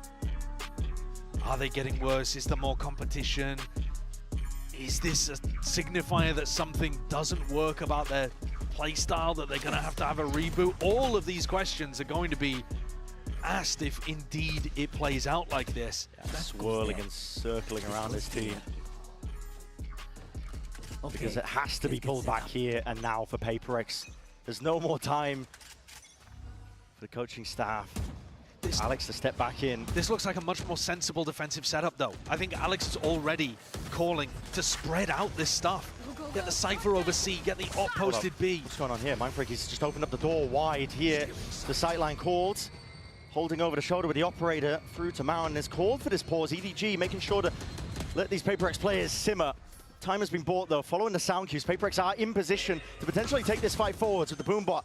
Tagging it up into the corner. They're going to be aware that there's a player holding onto the corner into this angle with the Seekers and another flash to play themselves. Seeing this time the gunplay, it does come up for the goods, and they are winning the day, paving the way to a successful round. But Kangkang's got something to say about it. Up and over the box, cannot stop Jing feeling empowered with the rest of his team behind him. They get that round on the board, eliminating the goose egg. There's only 2 pieces of plant denial in Paper X's comp. The nade and the showstopper when Jing has it online. So they've got to be more creative in ways of slowing EDG down. Instead of throwing utility to get ready to set up for a flood retake like that, they open the door, which slows EDG down and stops them from getting the plant until Paper X are in position. Beautiful end. Go. There was still some anti-synergy even then, though, because they opened the door and popped the cage at the same time. So they cut off their own op sight line. Another rubble fight. You gotta be kidding me. EDG are gonna be loving this. Yeah, mass pings all about here. Showstopper, no worries or concerns because of the Rolling Thunder still. Adjustment, Showstopper to kills, and the Bullets at least lay claim to the life of Chi-Chu, and now the Rolling Thunder to get EDG back in there. A bullet to the back of the head of Devi, could not evacuate in time. Something trying to get aggressive on the flank. And he's going to be finding it, Smokey. Standing his ground. Looking to plug in the gaps potentially there, in case the flanks were online. Brought to that 3 versus 3. EDG now with that tempo increase. They're going to speed this one up into the ace. Jing, there's no way you're taking this, man. You have no teammates to back you up. You want to take the fight straight up. You could have waited. Still, Forsaken has been played in and does get that trade in play. Anticipation is there, but a shoulder peeking out is all something needs to claim and collect the kill. With the dash now active once more. Putting a squeeze down, nobody surviving for a rainy day, but a wrap around, up and away. Heaven player expected, missing the timing is Forsaken, who grasps it. A close one to get Paper X's second onto the board. Forsaken saves the operator, and that push out from something made all the difference. He had to get that timing and punish EDG for not running a Sentinel in their composition. Otherwise, they had so many options to maneuver around the map. He forced EDG to speed up as soon as Smoggy went down. And then, you're right, Jing, it looked a little adventurous the first time, but eventually got that synergy working with Forsaken. Can EDG still be playing aggressive whilst covering the flanks? I was critical the last time they stacked their operator on the same side of the Cypher, but this time, at least they have that trip B, and they've made the right read. Yeah. Flash with Haunted over as well, so something can't take that early. Line of sight angle, but now does the dash.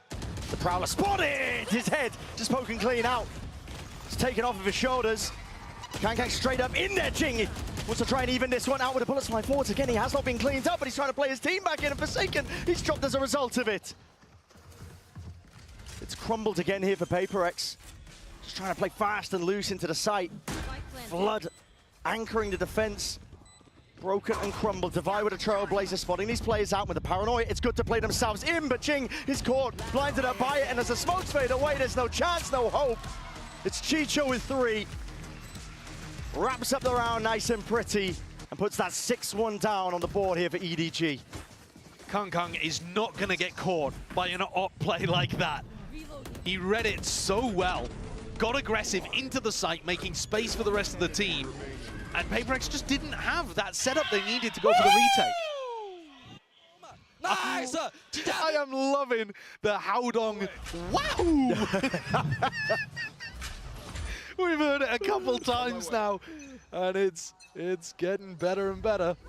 Paper X have 4 players over towards A. They want to control Rubble. They need that comfort that A is locked off. Their comp doesn't thrive with it, though, and EDG have taken B instantly. Full recognition of the gaps that the composition leaves open. A B plan, a slight tap from nobody, but now to commit! Oh, something! He's so ahead of his team, they just can't quite play off of this one. There's a flash into the places, again to push them back and away with the door open. Forsaken, not anticipating it. Fully blinded though, Devi. Not willing to give up the sights, but smoked off, cut out of the picture. It's him against 3. No more money to buy for the next tier. A bitter pill to swallow, that you just have to save it away. Keep the rifle into the next, give up another round for EDG, because at this point, EDG, they are running away with it. It might look like unorthodox compositions on both sides, but there could not be a bigger gap in terms of value from the picks at the moment. Paper X's defense honestly, it's not been their stronger side on Lotus historically. So maybe you could throw some cope out there and say, oh, well, you know, if they get up to 4 or something and grab the pistol. But the trade came through so late, like even the small details. I love the movement from something. It's fantastic. That next player needs to be through the door immediately. You can't be waiting for the paranoia to come through or sync it up at the same time. It feels rusty from Paper X, like they've pulled an old comp out of the wardrobe and it's full of moth holes. With those gaps as well. Holes, as you put it. It's EDG. Here, ready to try and capitalize. Simon, shredded with bullets. Calling for the reclear and backup. There. Kang spots one. Expecting some kind of bait and switch.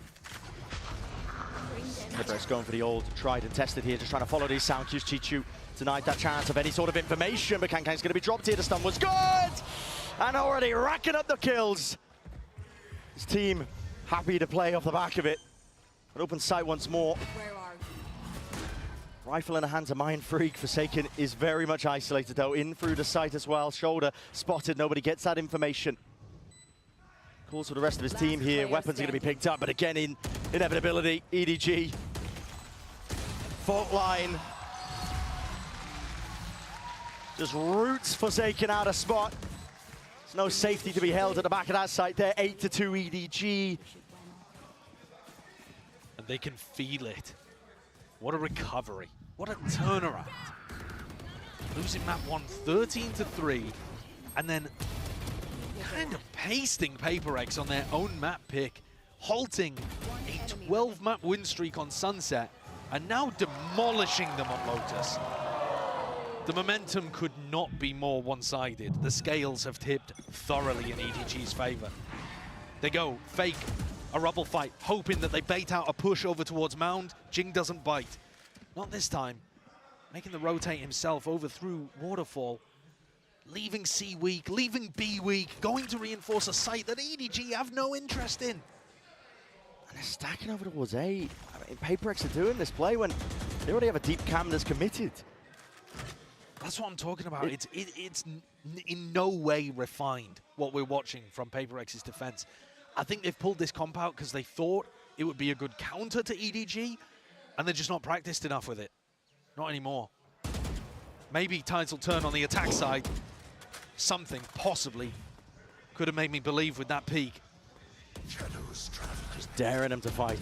Follow up past it. The camera's finally broken. And dealt with Divine. That's a peek off of his own flash. And he's just never going to be favored there. Too many positions to play the anti from. EDG once more. Roll out the red carpet at this point.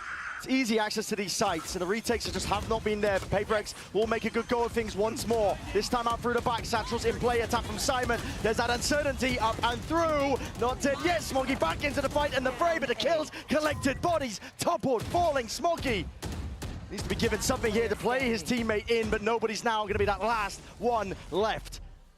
Into a 1v2 with 12 seconds. Whistled down to almost 0.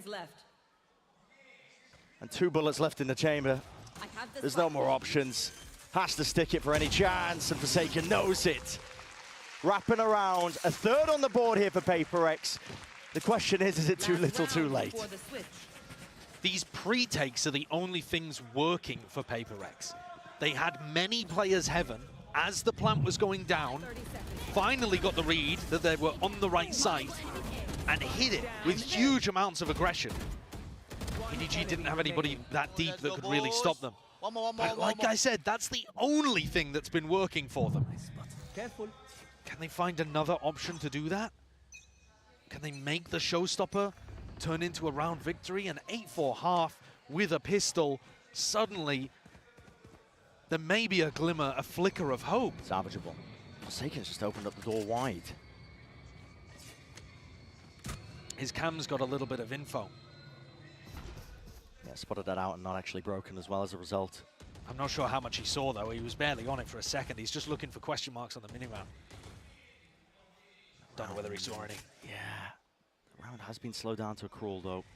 But again, PaperX have got their defensive players in the right site, unless this is a pivot. Ball's broken. Fault line as well to try and play Kang into this spot with the trip broken down. Something might want to make a go of things here. To hear the ult popped off as well. Kang! That's a return of the fire. Something dropped. Now a B-side could be that potential option, and a paranoia already wasted out. PaperX no longer having that tool to play with smokes up in their face. Aftershock as well. Mind Freak does peek off the flash and plays himself in, but EDG still holding strong. Not willing to be displaced from this position. PaperX might have that surrounded, but again, they are fully aware, EDG, knowing all the tricks at the sleeves of the PaperX players, a seize of the connection, all the acknowledgement you need. An open sight for the taking on to C. And an impossible situation for Jing to play. EDG baiting out so many of the tools that PaperX wanted to play off. Absolutely broken something in that moment. He may never be the same player again after what Kang just did to him. But they baited out the showstopper. Jing found no value. Baited out all the flashes from Divide. Punish him with a shot to the head. 9-3. If there is a glimmer of hope, it is a dark, small light in a vast cavern.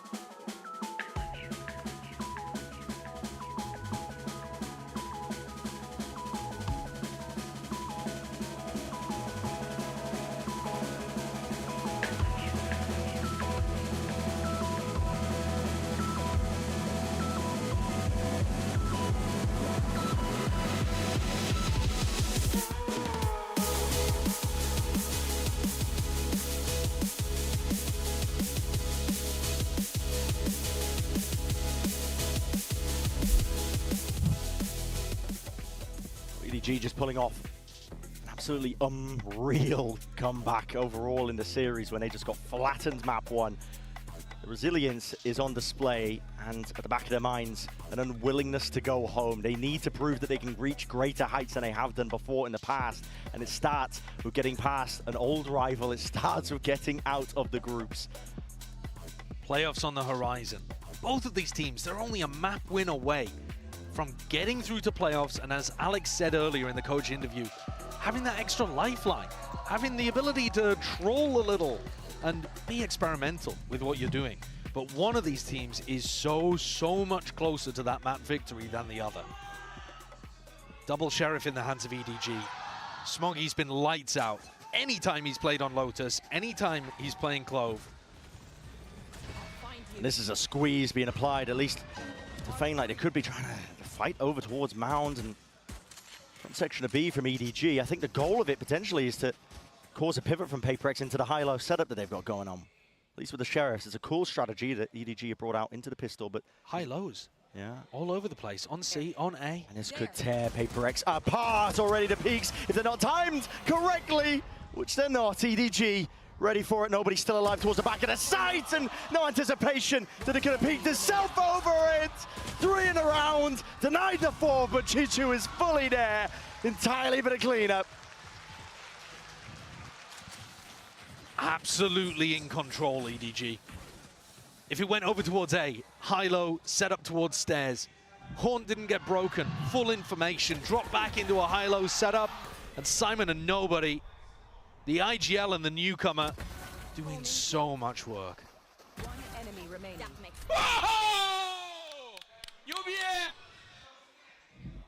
And that is elation because EDG can feel it. Primed and ready to pounce. That last spot of the playoffs. It's almost theirs for the taking. No force in sight from PaperX. Not opting into this one. They need the guns, but it is just shambolic. Smoggy. Pure mechanics on display, and he will just rip them all away. 11-3. EDG with no concept of mercy. No thought in the back of their mind of taking their foot off the neck of PaperX. Friends outside the server, bitter, bitter rivals inside. One enemy remaining. Smoggy is wiping them away. And it is just pure elation, isn't it? A matchup that they've just failed in so many times against this team. For PaperX, guns in their hands. Now is the time to make the most of it. That bit over aggressive. EDG making the go of things here. They're still hard committing into the fight. They make the call as well to try and at least collect themselves together, but the weaponry not favored on these long sight lines at least. PaperX essentially just swat away these EDG players. This was a strat that Foot very much struggled with. They found the right reaction by pushing into C, but then couldn't play the post plants properly. This time, PaperX hold on. And like you say, use that advantage of having the better long-range weaponry. EDG are not going to fight like that in every round, though. It's something they'll throw in occasionally, and maybe less so now that PaperX have showcased they're willing to stand their ground and fight. Forsaken, it is good to see him pop in heads. He was notably absent on Sunset. A bit more passive, a bit more supportive on the breach, and he couldn't find the rifling. Round by round. Dude, I mean, that is like water off a duck's back with the pressure for PaperX. They are just having fun with it. I mean, they've been in these positions before.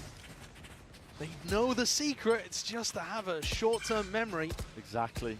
But at the same time, I mean, that's just so funny. Devi is right on the money, though. It has to happen round by round, one at a time. Orbs farmed up. Mass migration, however, towards the A side here. Chichu is alone taking this angle, but there's less to really threaten him off this spot when there's no Viper in the play as well. He can just jiggle this one with a bit of util, and he's even got Simon to help him out. With the Trailblazer cleared its way through, I believe both rifles fired off something, but a dash to disengage and pull that one back and around. Forsaken. Cam up forwards. He spotted Kang, but doesn't want to try and take that fight towards it. Nobody with the door opened up wide will have to at least concede that space, give it up and hold the C's. Now into his hands, lets it loose. What a connection! Just absolutely running over these players. PaperX steamrolled in the process. Jing, he'll have to do it all. But Aftershock his back satchel away, and the aim reset just not there in time. EDG up to 12. Match point. Nobody's utility was phenomenal last time we got to watch them on Lotus. He had seizes all over the place, connecting, and he's doing it again. The seize is amazing, Smoggy's follow-up is great, and then he just jumps in knowing that the rest of his team's got his back. And I think a bit of that this is it. Stoic nature needs to be given to Alex here. And let's get back into the fight, because it could just be ending in a blink of an eye. The series, the tournament lifeline for PaperX. Warded and postured. As I've said prior, they can't hold a candle to the amount of util that EDG can just pull out. So the A-Rubble control is theirs for now. One way's rejuvenated. PaperX holding, biding their time, waiting to strike. The counter spam is there, updraft up and around as well. Swinging through, Paranoia is there, Showstopper needs that value. Jing, he's on a life that's unexpected. Up on the high ground, Chichu, he's trying to shut them down. Nobody's by his side, but the rifles, maybe. There's a lifeline. Into the hands of PaperX and still with a minute to play with.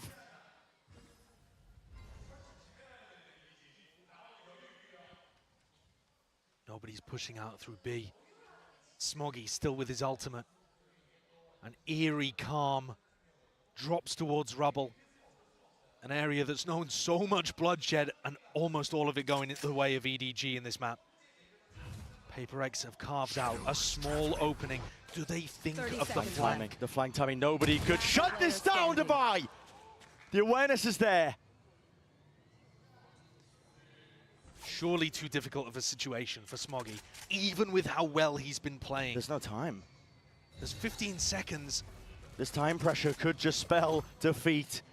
And for Smoggy to be the hero his team needs in this spot, Defy planting. Medal is used first, lowering them down! And spraying them down! Smoggy destroys the hopes and dreams of Paper X. Knocks them out of groups. Revenge has been earned. And a playoff picture potential there. EDG, the chances for them to go on a run now, to reach greater heights than they have in the past, have never been more present. Well, after map 1, it did not look like we were going to be seeing EDG making their way to playoffs. The second Chinese team to get out of groups behind explosive Trace, who surprised us all. But it is bitter disappointment there for Paper X.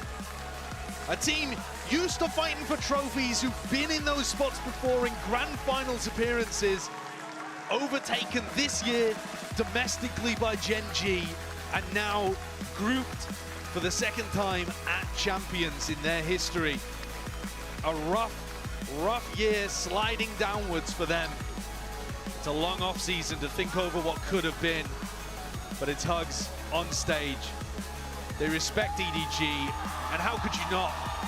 This team rallied back and put on a show.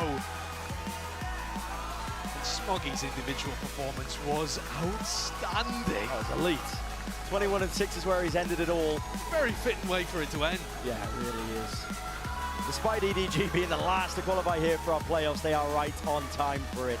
And as I said earlier, the world is essentially their oyster. You get that fresh reset as you head into the playoffs as well. And for them, a chance as well to do a little bit better than the disappointment at Shanghai. And not just Shanghai, this is only their second win this year at a global event. Had they gone home, it would have been devastating, their year as a whole. Not making it out of basically any situation. They got gifted that playoffs berth previously. Didn't necessarily earn it by beating international competition, but here today they have. They've turned a new leaf and are looking to try to bring that momentum further into playoffs. It's going to be a tough road ahead, but I have been impressed with this squad. Yeah, the improvements I think they've made, match in, match out, they've shown that resilience. I think even in just this series alone, they've shown that they can make those comebacks happen. Mental fortitude, however you want to describe it, but also just, I think, the strategy. There's a level that I saw from them in their match against G2 earlier, where they can anti-strat, they can play against the team's strengths. This is a squad that has that potential to go further, and now they've earned their chance to just do that entirely here. We're going to be sending it down to the stage in just a moment for that Horizon post-match interview. Not too sure who's down there as well, but not just that, yeah, Chichu. And also the setup as well for the draw show. We're going to be finding out exactly how our playoffs are going to be set up.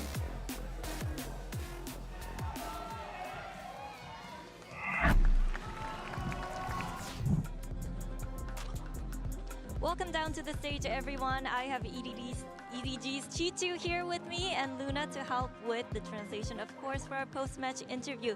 EDG의 치추 선수 만나보겠습니다. 승리 축하드립니다. 너무나도 익숙한 페이퍼렉스를 상대로 승리를 거두면서 플레이오프에 진출하게 됐는데요. 오늘 경기 소감부터 들어보도록 하겠습니다. Congratulations, Chichu. You faced them again. You took them down. You guys are in the playoffs. So what was it like going up against Paper X when the stakes were so high, and especially because you guys were really familiar with each other? 那恭喜你们，现在是进入到了淘汰赛嘛，而且你们再一次面对到 PRX 也是赢下了他们。那在如此紧张的一个赛程之下，遇到这么熟悉的对手，现在赢下来，感受是怎么样的呢？今天比赛？说实话，第一场输的时候，我想到了不好的事情，但是怎么说呢？就调整，然后准备二三场图嘛，因为我们跟他交手很多次，我们也对他比较熟悉。因为我们第一场图就是失误太多了，然后后面我们做得很好，我觉得赢得很爽，然后。 怎么说呢？也是我们调整成功了吧。 We lost the first map. I was thinking something bad, but we do the adjustment quickly on map 2 and map 3, and we face against PRX so many times. We are so familiar to each other, and we made a lot of mistakes on map 1, and we be able to like fix it on the map 2 and map 3. 사실 1세트 내주고 나서는 정말 안 좋은 기분이 점점 들면서 안 좋은 예감이 들기도 했는데 그래도 1세트 때 만들었던 실수들 그리고 있었던 문제점들을 2세트부터 잘 보완하면서 좋은 경기를 치를 수 있었고 그리고 페이퍼렉스를 하도 많이 만나보니까 또 많이 익숙했던 것들이 오늘 경기에 좀 도움이 됐던 것 같다고 얘기를 하는데요. 그리고 로터스에서 페이퍼렉스가 또 투타격대 조합으로 수비 쪽에서 먼저 시작을 했거든요. 좀 페이퍼렉스의 조합을 보고 EDG 선수들은 어떤 얘기를 나눴는지도 궁금합니다. So last map, Lotus, PaperX ran the double duelist comp and they started on defense. What was your game plan heading into that map? 那其实，在刚刚的莲花古城上面，对手 PRX 他们是防守方先开，但是选了一个双决斗的阵容。那你们当时在进入到这张地图的时候，是当时想着怎么一个游戏计划呢？说实话，赛前我没有想到他们这张图会换成这样。怎么说呢？就是我们面对不常见的阵容，打得会不好一点。但是我觉得遇到这种常规的阵容，反而会打得更轻松一点。有想到是吗？是的。We have already predicted that they're gonna try this comps. Maybe sometimes we are not good at to face against those comps that not Euro to see, but with this kind of we can see a lot. This kind of comp we're really good at it. Okay. So you were familiar. You knew they were gonna pick something like that. 所以其实还是挺熟悉的。你就知道他们会拿这种阵容是吗？是 Yes.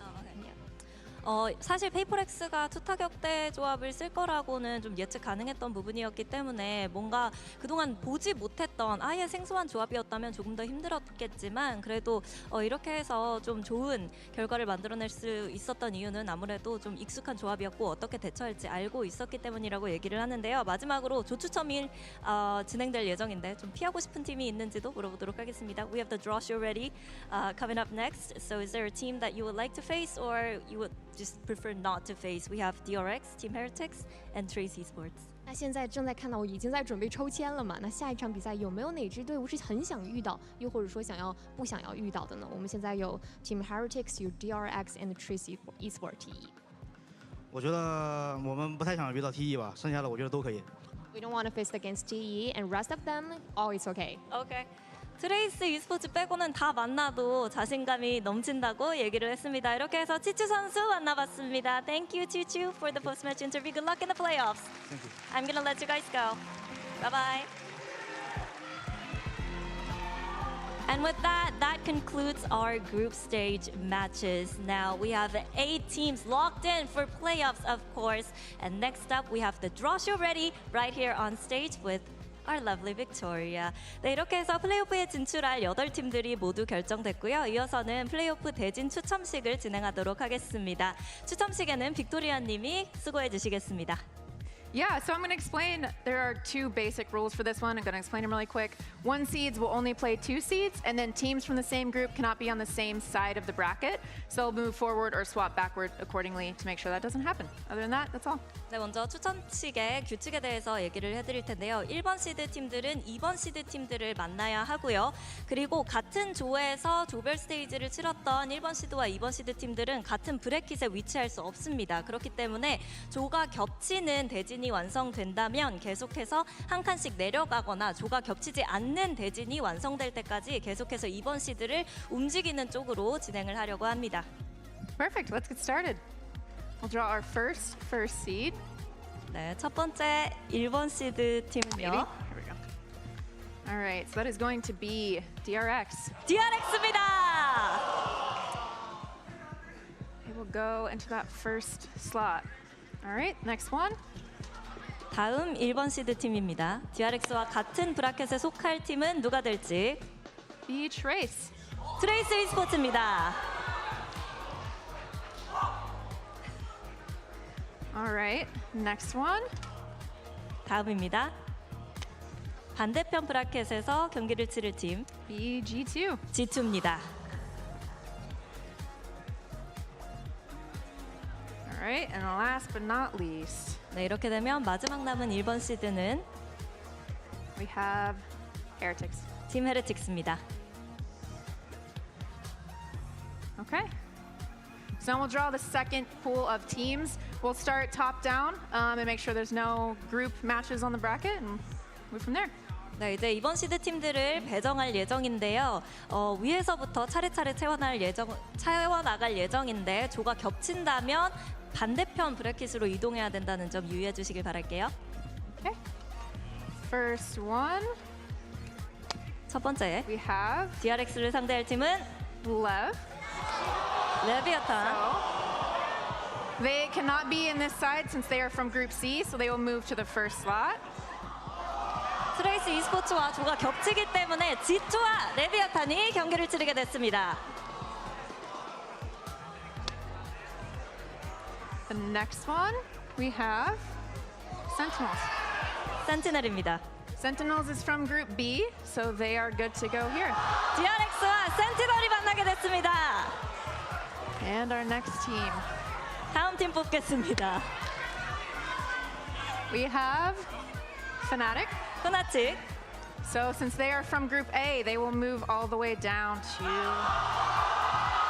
Fnatic이 DRX와 같은 조였기 때문에 팀 헤리틱스를 만나게 되는데요. 이렇게 되면서 EMEA 대전이 완성됐습니다. So, last one. 마지막.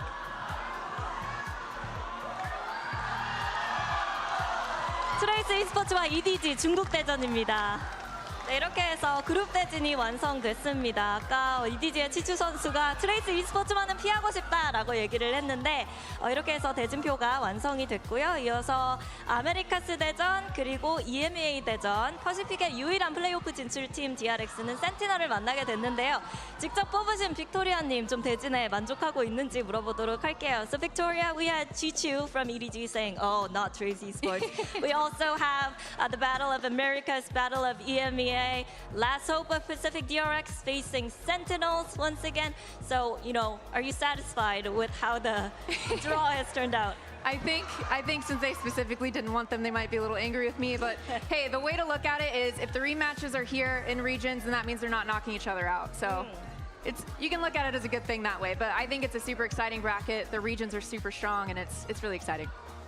먼저 이 중국 지역 쪽에서는 좀 피하고 싶다고 했는데 화낼 수도 있겠지만 이렇게 되면서 조금 더 골고루 많은 팀들이 더 높이 올라갈 수 있는 지역별 다양성이 좀 많이 추가가 되기 때문에 그래도 괜찮은 대진을 뽑은 것 같다고 얘기해 주셨습니다.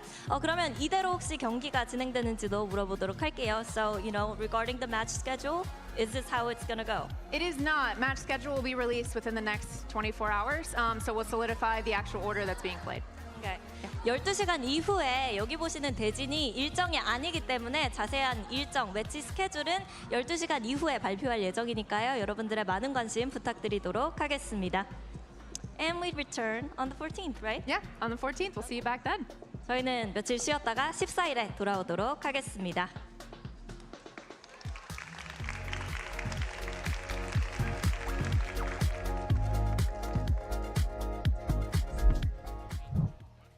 Well, folks, welcome to the darkest timeline. That's where we are right now. All the regional matchups. Okay, so full transparency. We were talking over here, and I think I'm a gosh darn genius because I had called the Sentinels, and I was like, watch it be Sentinels. It was Sentinels. And then we were like, it's probably going to be regional matchups. It's always regional matches. It's crazy that it's the most regional matches it possibly could be. It's all the regional matches. Everything. Unbelievable. Outside of DRX DRX and Sentinels. Sen should be a banger, though. The last hope of Korea versus Sen, who is so back. They defeated Genji to get here. That should be a sick one. Honestly, all of these are going to be pretty good matches, to be honest, because I mean, they play each other so often that I mean, they know each other inside out. I think Sentinels DRX is like probably it's going to be the most different by far. So that's going to be very interesting because it's a different region. But I mean, the copium is that they don't knock each other out. You know? Yeah. It's if good they face each other here, then they can't face each other in the lowers. EDG Trace is interesting to me because Trace has never really beaten FPX, nor have they beaten EDG regionally. They've always been down in those lower seed positions, but they have played excellent Valorant thus far here at Champion. So it does feel like real potential for an upset there with EDG's My one worry is that it's been a minute since we've seen Trace on that stage. So it's going to be like, it's been a while. Sure. You're going to walk up on the stage and you're going to play a regional rival who has had your number on a few surely occasions. their confidence is out of this world I hope after so. those first few. I hope so. So what you're saying is EDG knocks Trace into the lowers and Trace knocks every other team out of the event. Yeah, and then it's an wins the EDG Trace finals and Trace gets blown out 3-0. True. Okay. Yeah. Oh my The word. script. That is absolutely. That's a heinous script. I'm telling you, the darkest timeline. It's the darkest timeline. No, but honestly, matches throughout the entirety of group stage were phenomenal, and we do have our pick'ems powered by AWS. You can see what you all voted, what you were all saying was going to happen here, and even though the results did not pan out perfectly, for example, Gen G getting eliminated in the group stage, you know, overall, I mean, what a wild run this has been. The amount truly. of upsets as champions is insane. Yeah. Trace a #1 seed. My A and B pick'ems went great. My C and D ones, though, on the other hand, yeah, not doing too hot, I'll tell you that much. Oh man, well. Yeah, people were so close with the Group D one. Yeah. A little too much paper X cope there. EDG impressing. And now DRX with Gen G gone and Talon gone, the last hope of Pacific, the last Korean team in this tournament, heading into playoffs. It's a lot of pressure on those guys. It really is, you know, and heck, I mean, even for EDG, right, they're coming into this one having to go up against their regional rival. Can they, you know, find that, what they found on this stage today, can they do so against Trace? You also got G2 and LEV. That's another battle that was literally our America's finals, so, you know. And G2 couldn't get it done despite their excellent performance globally. They haven't been able to really best LEV this year. That's another good match. And then you got Fnatic and Heretics, which you know all about that. I'm trying to remember the last time they actually had a head-to-head because I'm pretty sure Vitality took out Heretics from this one. I don't know if Fnatic and Heretics face each other in the uppers, though, this time around. But, you know, Fnatic won the last two splits, basically. So, and they did face off, I believe, split 1 playoffs against them and had the better of Heretics in the BO5 there. Yeah. Oof. Man. Off the top of my head, so I could be wrong. Yeah. Hey, but you know what? Overall, though, not bad. I believe you. You say it with enough confidence. That's how it works. You know what I'm saying, baby? All right. Well, of course, with that being said, we do have to say goodbye to our final 2 teams in the competition to be eliminated, Vitality and PRX. In groups. Yeah, in groups, excuse me. There's going to be 7 more eliminated in playoffs. But it is a tough road for these guys. Vitality showed up and I think had a lot of people hopeful. There was a lot of people talking about how good Safe could be on a global stage, how impressive this team was to make the finals of the MEA, but unfortunately, not going to go any further. It's unlucky. I mean, they had the good run, though. They made it all the way to champs. It's unfortunate that Safe lost that rematch versus Aspas. He was looking so confident in that. And honestly, they looked pretty strong until they didn't, obviously. It fell apart at the end, Then, of course, you got Paper X. Yeah, I mean, these guys from the high last year of making it to the Americas final, thinking it would be their last year with Jing, to him getting to come back, play again this year, and not quite reach that same height, going out early in Champions instead is definitely a disappointment for those boys who have achieved a lot on the global stage before, and it really brings questions as to what Paper X looks like into the future. They really Will W Gaming come back another season? They went out in the most Paper X way possible. Yeah, double duelist solo Sky. Deathmatch. Don't get me started with that one. The questions about everything in that, there needs to be a serious overhaul because, I mean, there's going to be serious people in shambles right now. Pool Chan, for one of them, is going to be really upset about that. But honestly, they need a little bit more depth in that last map, that deathmatch. I mean, we were calling it before it happened. It looked scrappy, and they need to do better. They need to have more depth. And listen, this is Champions, right? Champions. This is where the best come out to play, right? Everything's on the line. Your entire season leads to this right here, Mimi. This is it. We're on the horizon. Next step, we're moving on to the playoffs. That's right. I mean, these teams have a chance to lift a trophy. We're going to be moving on towards the end of the playoffs to the big venue to close everything out at Inspire. It's going to be good. Yeah, it is going to be fantastic. Now, that being said, folks, that's going to wrap it for us here today. We're going to be dark for the next 2 days, which, by the way, I'm kind of happy about that because your boys been working quite a bit. So we appreciate everyone for tuning in each and every day. You guys are freaking phenomenal. We hope you continue to tune in. You have no reason not to because you're going to see the best teams in the world clash and go head-to-head against one another for all of the glory. We'll see you then, folks. Thank you so much for tuning in. Peace out. Bye-bye. It's the ambitious underdog versus a team forged to win championships. Neither squad would have thought that they would be in this position here and now, but there's one spot left in this group, and one of these 2 teams are going to grab it. Safe getting pushed off the angle, and Mazina's going to fill in right behind it. The dart is good. Huh? Aspas getting 2 with the op. Tex pushing forward. Sender falls. That's going to be the pick going down as well as comes down the defuse to half. Make that 3/4 of the way. He's going to stick it. It's going to come through. Leviathan takes the lead back. intended to manipulate the rotations back towards A, but discipline from Vitality once more. Again, there are 10 seconds left in the round. Almost all of Vitality is here with the lighter weaponry. Nice. They still have a meal of Leviathan. As the walls go through, Trex gets 2, make that 3. Mazzino left alone. And it's not really, well, it's just barely planted for him, but I don't think he can get that angle in time. He's asked to get up close and personal. Kicks waiting on the other side. It's been half, but the Red Bull clutch for Leviathan. Leviathan weather things out. They close out ice spots, 14-12. Some jump spots already. Look at the dart, look at the paranoia. That's such a gorgeous setup. Jeez. Does he have the timing? No. Safe with 3. Calm catching 1 on the way out. Spam's coming through. Calm has to play this so carefully. It's only 1 found. Calm's gonna have to get an ace to win the round! And he delivers for Lev! Out of his seat with waves across the stage! He's popping off! What a flash. 4 members. And the paranoia, they've got nowhere to go! Trex has to face out in front of it. Pushes the smoke, understanding that's where the hit's coming from. Mazzino with 3. It's gonna have to be a miracle from Safe to pull this off. But Mazzino gets his 4th. Leviathan get their 11th. The statement made from the #1 seed of Americas. 13-4 and a 2-0 sweep of Lev. Unbelievable performance. They're playoffs bound. It's the final match of the group stage, and it can only end this way. 2 teams who have encountered each other time and time again. The question is, can EDG muster up the ability to defeat PaperX here in their Pacific region? Is it doable? It's going to be critical. Dash up and over onto the pipes. He's found it. Perfect accuracy, at least expecting it. Something, though, he's right back at you. Divide catching him. The 140 cleanup from Forsaken. Chichu left to do it all, and it's too much. Jing has not revealed his position at all in the slightest, but potentially played right back in from all the sound cues. Noise made. Mindfreak ripping their hopes and dreams up, and tearing them apart and tearing them asunder. It's 12 for PaperX. 13-3. It's domination. It's a sweep and a flawless finish for Icebox. Pack mentality here from PaperX. Paranoia is perfect, though. EDG have really make sure to pick and choose this timing. And it's excellent. Shot nobody!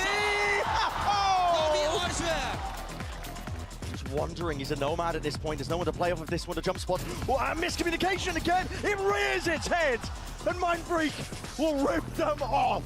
They can still make a play for this one. Smokes up. No way. No chance. What a throw. He's got the spam and spray this one away. Defended. No way!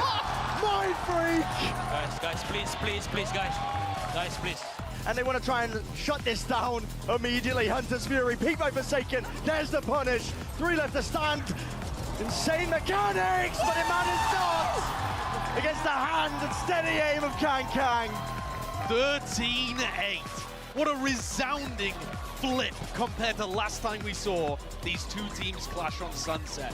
The skirmish once more, but with Jing toppling, falling, something not able to evacuate. That was an updraft dash to survive, and Mindbreak is hard committed. Now he knows his timing taken against him, but a Prowler waiting it. No way, peak not together. Still, it's there. Forsaken liner right behind him for EDG to barrel them over. It's almost theirs for the taking. No force in sight from PaperX. Not opting into this one. They need the guns, but it is just shambolic.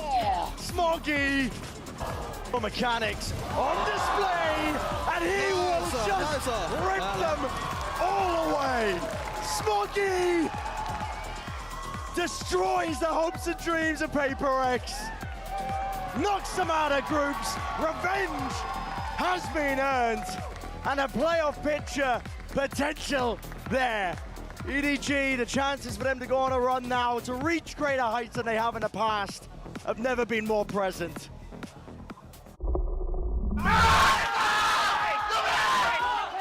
Let's go. Yes.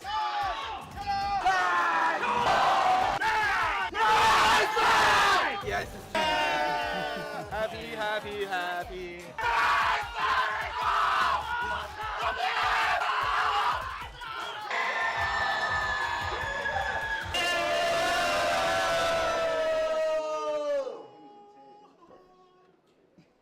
Okay.